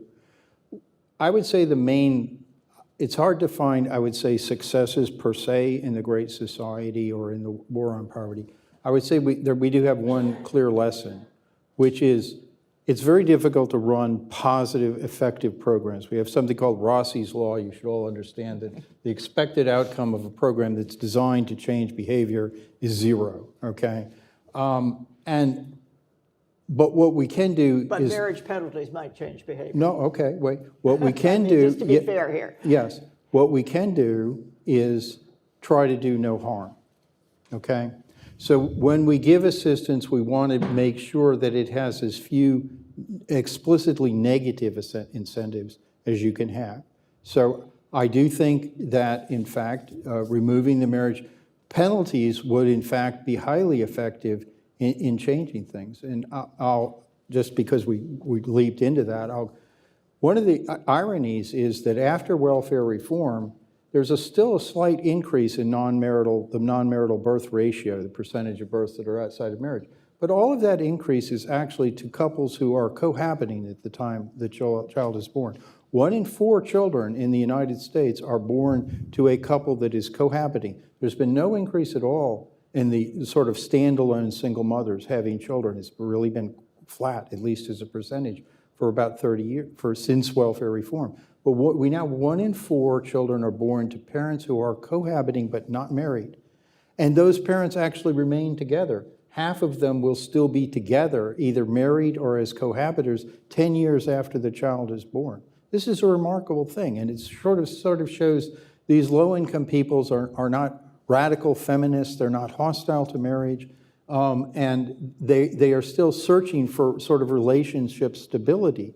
We would want to ask the question, why would they be cohabiting for 10 years after the child is born but not getting married? And I think they understand very explicitly that if they get married, they lose a whopping chunk of welfare, okay? And therefore, it's better to have the father on the books for purposes of EITC and off the books for purposes of food stamps and Section 8 housing and so forth and so on. And that sends a bad message. I think if we could encourage this very large chunk of young adults who are having kids, send them a message that making the commitment to marriage is a positive thing. You're too young, most of you here, to understand that marriage is an action, you know, and it goes on. Most marriages go through our dry spells where the marriage isn't working that well. But the commitment of marriage, the formal social commitment, helps the couples go through that dry spell, helps them come out the other side, perhaps even better off. But if there's no formal commitment like that, the relationship is like to fall apart. And that we should communicate that message, and we should reinforce it to these couples by simply saying, if you do get married, we're not going to whack you as hard. We're not going to take as much welfare away from you. I can't guarantee, but I would think that that's within the maxim of don't actively do harm. And that's the lesson I would draw from the war on poverty over the last 50 years. So among people of a certain age, there's always a tendency, and we've seen this, to talk about the war on poverty through the lens of welfare reform, right? I'm going to skip through the 1990s and talk a little bit more about the last couple of decades. War on poverty programs pretty targeted, right? So Medicare for seniors, some disabled individuals, Medicaid, low-income individuals, food stamps, low-income individuals. Last decade or so, there's been an expansion in what can be called, I think, universalism in some circles over what the federal government's responsibility should be. This is all despite sort of increasing budget problems that, you know, we could have a whole separate discussion about. And that's universal child allowances, ACA, broader health coverage, universal basic income experiments going on that sort of anticipate stuff in the future. What's going on there? Why the sort of transition away from what, you know, can sort of be targeted as kind of targeted efforts during the Great Society War, early war on poverty, and the universalism we've seen lately? You know, I think first of all, it's just a discussion. It hasn't exactly happened. So it's interesting. We did have the child allowance, you know, in 2021, right? So that's every child under $400,000 got, in effect, the same payment from the federal government. Yeah, all right, fair enough. And when Wendell was talking about helping the elderly through SSI rather than through Social Security, I understand his arguments and I like them. On the other hand, I'm thinking to myself, sitting here listening to him, well, the reason people might want to do it through Social Security is for political reasons. Mm-hmm. You have a universal program, and it's hard to get rid of it because people get used to it and they want it. And I mean, the CTC increase that you just alluded to during the pandemic, I think people hoped that once people got used to the, you know, $3,000 or $3,600 per child, up from $2,000, that's a big increase. And it showed, and you saw that in Wendell's chart, that the child poverty rate dropped like a stone during the period when that was in effect. And in fact, I read an article, I think just yesterday, pointing out that one of the reasons people are unhappy with Biden is because they had some benefits and now they lost them. You know, behavioral economists call this loss aversion. If you give something to people and then you later take it away, they won't remember the fact that you gave it to them. They'll only remember that they lost it.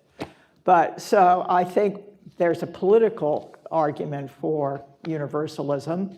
I think it's not a good idea myself because I think we should be going in the opposite direction, particularly for the elderly. I mean, we could easily pay for a higher minimum benefit if we reduce the growth of benefits for people like me. You know, I get a Social Security check. I don't really need it. You probably get a Social Security check too. I'm looking at Robert because he's sort of shamefacedly admitting he gets some welfare. You have to take it, you know, or they penalize you. Is that right? Yeah. Did you try to challenge them? Well, they said you have to start taking this now. Anyway, but what I would say is that I think the lesson that we have from welfare reform and from the precursor to that is that the difference between unconditional aid and conditional aid. Unconditional aid is saying to an able-bodied person, if you have a low income, we give you stuff, okay? Whether it's food or it's housing and so forth. That's really what we see as the revival. And I think we've learned that it's not a question of eliminating the welfare state or any libertarian daydream like that, but it's trying to make sure, again, that you balance the need to give assistance to support where it's needed, but you mitigate it by having conditions on the aid that require some type of positive behavior, or at least don't aggressively reward self-destructive and harmful behavior. I think that's a strong lesson. I think that's a lesson we should never have forgotten. I think the universalism is largely a way of getting to unconditional aid to the poor by mixing it in with a huge morass of benefits in general. We just saw, that's what I think the child allowance was. And it's a way of getting a massive increase down at the bottom, largely to apparently non-working single mothers, but wrapping it up in this large package where it's for everybody. I think it is poorly targeted, and I think it's a way of basically going back. Ever since we abolished AFTC, the left has wanted to replace it, but they can't because you don't even remember what it was. But it was a pretty tarnished program at its day, and so we keep coming up with new ways to essentially do that and put a new name on it. I think that's effectively what the child allowance was, and I think that's a mistake. I think we ought to learn from that. It doesn't mean, and we ought to, before we do anything in terms of increasing government spending and everything, you have to actively and accurately count what's currently being received. The government, who gets it, how much they're getting. The government specifically has not done that for half a century. That is not an accident. They could do that pretty easily, but the bureaucracy doesn't actually want it done. I think there's a place for universal programs and for targeted programs. I think the child tax credit is a good example. I mean, it goes to all families that have children, and the amount varies, but it's a very universal program. So is the Affordable Care Act. I mean, if you're eligible for Medicaid, you've got to get Medicaid. If you're eligible for employer insurance, you've got to get employer insurance. But if you're not eligible for any of those things, the Affordable Care Act there is across the board, regardless of your income level, et cetera. I mean, one of my problems with welfare reform was the children resided with the mother, and then we expected the mother to be the parent, the caretaker, the nurturer, as well as the breadwinner. And we weren't focusing on the other half of the equation, the male, who wasn't the custodial parent, but I thought as many resources ought to go to helping that black male, white male, Hispanic male get into the labor force as we were putting into the mothers who had also the obligation of being the parent.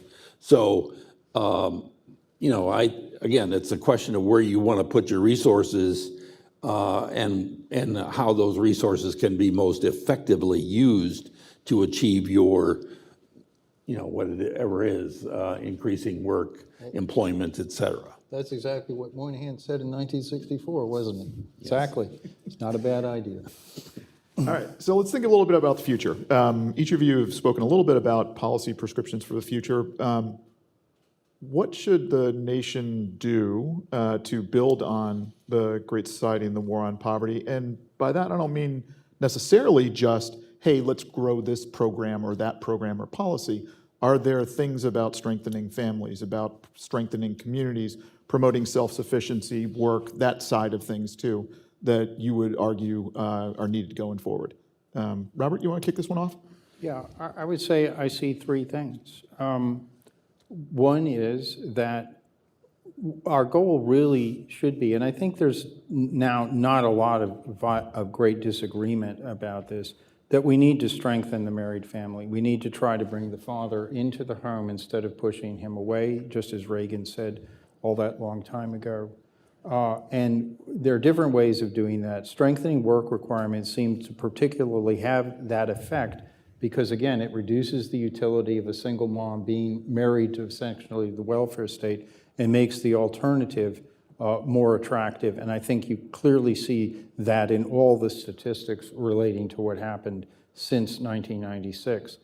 So I would reduce the marriage penalties in an integrated way across all of these different programs.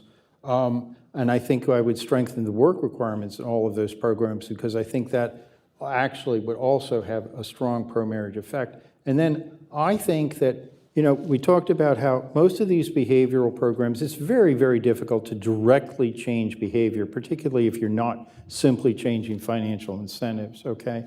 A Head Start would be an example of that. But one thing you can do is communicate information. So I'm a huge fan of the success sequence that Isabel came up with. I think that's a beautiful idea. I would like every low-income young person to hear that and understand that, okay? I can't guarantee it would change behavior, but we can ensure that they can actually hear about it, which they don't now. And that's one thing I would like to do, just communicate the message of the success sequence, because particularly in low-income communities, that sense has largely been lost, okay? Blacks don't understand that. What the line I like to say is that the black family survived slavery, it survived Jim Crow, it survived the Great Depression. I believe it didn't survive the war on poverty. Whatever it is, they need to recognize that black marriage, at the time Pearl Harbor was bombed, over 90% of all black children were born inside married couples. Let's restore that. Let's explain that that's of enormous benefit to the children because these young mothers care about the well-being of their children. They're not out there trying to just get a welfare check. Let's communicate that information. We can't guarantee that you'll get a behavioral change, but you can at least guarantee that that information will be available and can be understood. I think that would be a very positive step forward to help people understand the importance of developing strong relationships and commitment and stability before bringing children into the world. Wendell? So I laid out what I thought we ought to do about poverty for the elderly. I think we ought to go back to full refundability on child tax credit. But I want to talk about one specific thing in a moment. Right now in the Social Security program, it's a disability, survivors, and retirement. We give a child tax credit, a large amount, $800, $900 a month, to a male who happens to have a child at age 50, and he gets to retirement at age 62, his Social Security check goes up. I see no reason in the world why just because you decide to have children late in life, and it's particularly a male, that you ought to get a bigger Social Security check. And we spend $8 or $9 billion a year on that or so. And I think that benefit should go to grandparents who are raising children, probably because the parent is addicted in some way or whatever. So I would like to take that benefit that we're currently giving to basically males, some females, but basically males who have children late in life, and give it to the grandparents who are having to take care of children. Wait, so this is known as a benefit cut. Is that correct? That is, well, no, it's a benefit. Transfer. Yes, Okay. you can accuse me of cutting benefits in All right. Social Security, which I know no Democrat wants to say right now. All right, we're making progress. Excellent. Okay, Belle?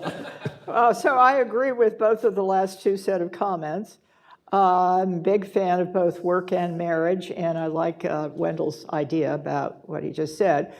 But I would really, though, focus a lot more on work. And I think work is not only a source of income, it's a source of purpose in life, of structure in your life, of the way you relate to other people, creates opportunities for that. And so I really want to reward work more. So that's why I want to raise the minimum wage, and that's why I want to expand the EITC. And actually, I prefer, if I could just wave a magic wand, instead of expanding the EITC, not because I'm against it, but what I would like even better is a wage subsidy that's not linked to whether or not you have children or not. Now, we have a very small EITC for single people now, or childless people rather, but it's very small. And I would much prefer to say to anyone who's in a low-wage job, you should be earning more.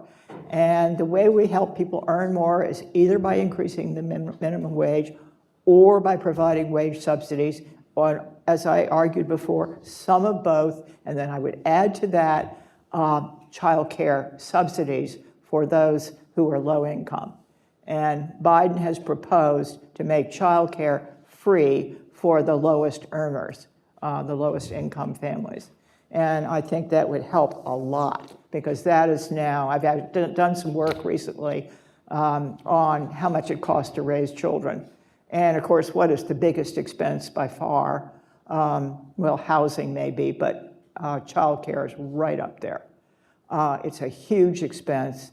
And in today's world, even if Robert and I managed to bring back marriage and two parents, to be middle class, unless you've got, 60 million degrees and are incredibly competent, you're going to need two earners in the family. Okay, all right. Well, speaking of magic wands, we have Tim and Hannah in the audience ready to place microphones in front of people asking questions. So let's start with David over here.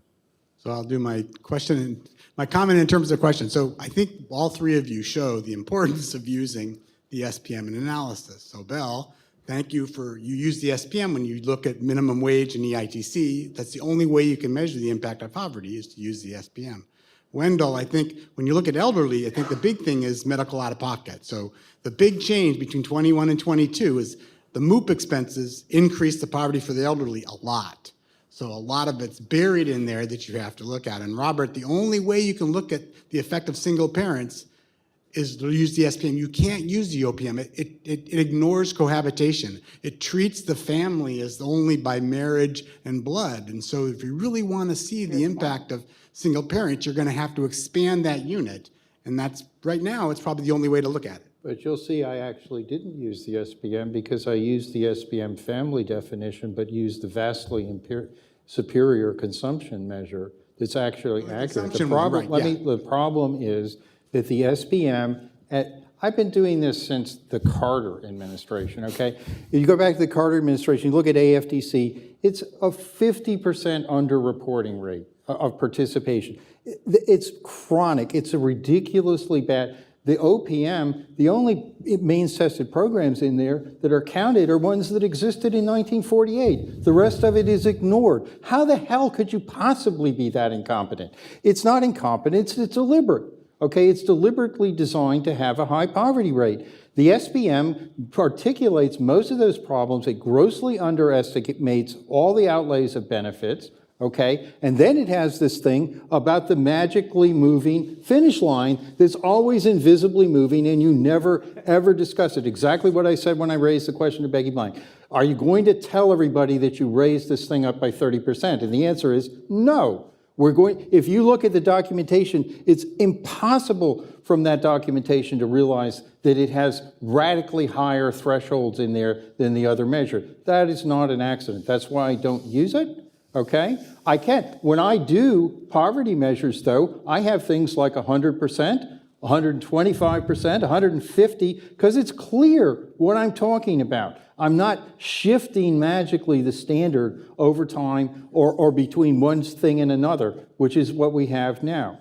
I think you need basically a fixed measure. I would say that the line I would take is that not only have we reduced that stable families some income redistribution and a robust economy not only are effective in reducing poverty, they're so effective that no one has any recollection of what poverty actually means or what it meant long ago. That's why I laughed out loud when you were saying, oh, the living standards in 1980 were terrible. I mean, really? You have no idea, okay? I grew up with people that when they were kids, they got the water for their house out of the creek, okay? You have no idea. And a thriving economy allows you not only to have a living standard, but actually to forget what prior periods were based. In the 19th century, underwear was a luxury good, people, okay? You just have no idea whatsoever. And that's important to understand that. That's why economic growth is so important.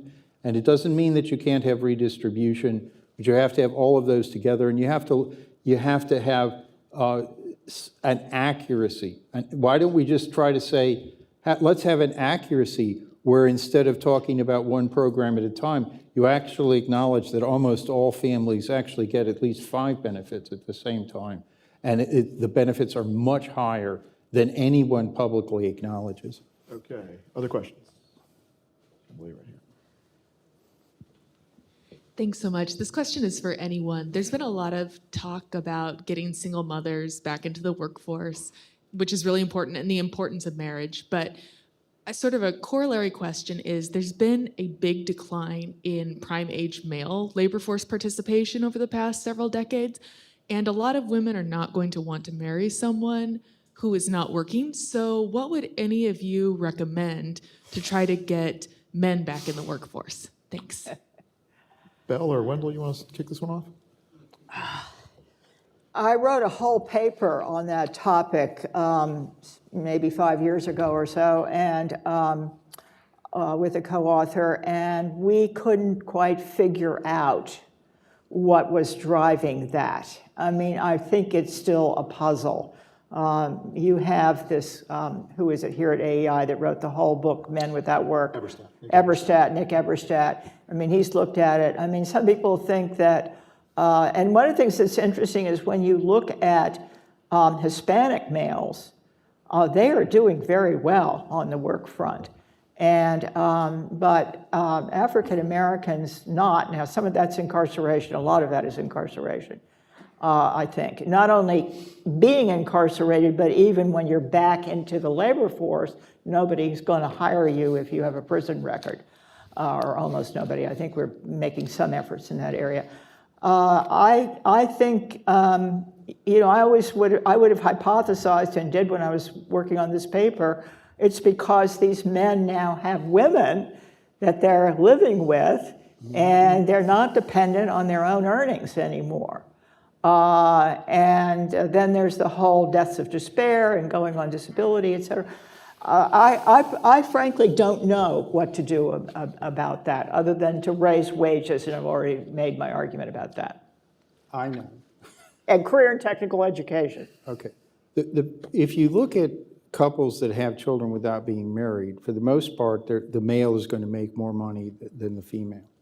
But if you look at this population that's dropping out of the labor force, this is what characterizes it. They're not married, okay? They have maybe some college, but usually a high school degree or less, okay? These are precisely the men that were driven out of the families by the welfare state. 40 years ago, I've seen these, I've grown up with them. They would have been married, they would have been breadwinners, okay? What has happened is you have deprived them the role of being a husband and a breadwinner, which is the reason that men work consistently. If they don't have that role, I know these guys, what the hell are they working for? Okay, they don't have any particular reason to work, and it's not that they drop out entirely, but they work less. I've grown up with these people, and based on the standards that I grew up with in the baby boom, there was an expectation that they all should have been married, but they haven't been, and when they haven't been, their connection to the labor force is extremely intermittent. And let me talk about one consequence of that. When you look at fentanyl deaths, who are fentanyl deaths? They are unmarried, this is the exact same population, unmarried men with a high school degree or less who are in and out of the labor force, and they're in and out of the labor force because they have no reason to be consistently in the labor force because they are not supporting a family. They've lost that role, and they live in lives of despair, and they fool around with drugs, and it's a tragedy. So one of the most important things, a long-term thing, is exactly what Reagan said, bring them back into the family. It's what Wendell just said, it's what Moynihan said, and it's not just blacks anymore. It's whites too. Bring them back in the family. You should never have pushed them out. You should never have made them superfluous. Wendell, would you like the last word? Well, I agree with you, and I think it has to do with the structure of the job market. I mean, I go by a 7-Eleven, I live in Sterling every day, and there are 10 to 15 men waiting to be picked up to give, lawn service or construction, et cetera. And they're obviously there because they want to work. But, lots of days they don't get any requests to work. So I'll go back to Bell and say, yes, I think I agree with the premise of your question. I don't think we really have a good answer to it. Okay, one last quick lightning round question here. Please state it in the form of a question. I was just curious, any thoughts on decline in birth rates, and also this topic of baby bonuses that's kind of, I think, gotten a little more popular again. Countries like South Korea are considering introducing very, very generous type baby bonuses. There's something that's being implemented in Flint, Michigan, where everybody, all pregnant mothers, get $7,500 in the first year of their of having their child, and they get some of that $1,500 while they're actually pregnant. But it's very different in terms of say the child tax credit in terms of when those payments are coming. That's very early in the child's life. I'm just curious if you have any thoughts on that. Obviously, yeah. It's a big problem. I mean, right now our fertility rate is somewhere between 1.6 and 1.7. Clearly not enough to keep our population where it is. And one of the solutions I have on my Social Security solvency problem is increasing legal immigration. And there's also a big difference between CBO and SSA. The SSA actuary has it going back up to about 1.9 now in his latest estimates. But we need more workers. And if you look at direct care, I mean, the way I would say it, when I need long-term care, as many of us in the room may need at some point, where do we think those direct care workers are going to come from? So, and again, it's not just in America. There are other places in Europe, et cetera, that have the same exact issue. So, but for right now, we can increase legal immigration, and I think we should. The one way to think about this is that the birth rate holding age constant for married women is about 2.5 times that of non-married women at every age level. So a huge part of the decline in this birth rate is due to the decline in the marriage rate over time. If you can restore the marriage rate, you almost certainly will bring the birth rate up somewhat with it. Okay, you have to be very careful about any kind of bonus like that. I can pretty much guarantee you that if you give $8,000 to an unmarried 17-year-old for having a baby, you will achieve an increase in the birth rate, okay? The history data shows that very, very clearly, okay? That's not what you want to do. So I would like to see the birth rate go up, but the best way to bring it up is to try to bring that marriage rate back up, because that's probably going to increase more marriages with it. I think also some education is important here. Women are getting married and so forth, particularly upper middle class women, are getting married at the point at which their fertility is starting to sharply decline. If you have a marriage rate or something like that at 29 or 30, you're already at the brink of losing fertility. And I don't think that that's widely understood. So it might be useful to try to communicate that there is a biological window for having kids Unfortunately, it's more narrow than what we might ideally want, but you have to respect it. It's not entirely flexible. Okay, Do I get to answer that? Would you like to answer that? I would. I actually Okay. care about it a lot. Okay. First is that a lot of other countries, as you probably know, have played around with bonuses of various kind. Nothing has really worked. Secondly, I'm not too disturbed, like other people are, about the fact that the fertility rate is dropping. Yes, it's below replacement, and it'll probably go lower, and it's much lower in other countries. But why am I not concerned? Because there's some positives here. One is environmental. The second is if we care about kids and investing in them, and I think we do need to invest more in them and in education and everything else, healthcare, et cetera, we need, if we have fewer of them, we'll be able to devote more resources per child, not just money, but parental time, et cetera, community time. Thirdly, with Wendell, I say, my God, we've got plenty of people in the world, many of them incredibly entrepreneurial and skilled. I want more legal immigration.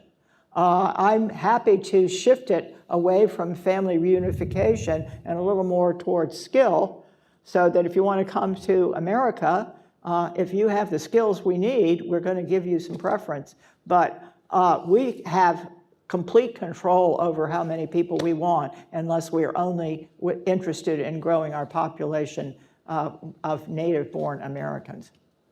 Okay. Well, with that, join me in thanking our panel.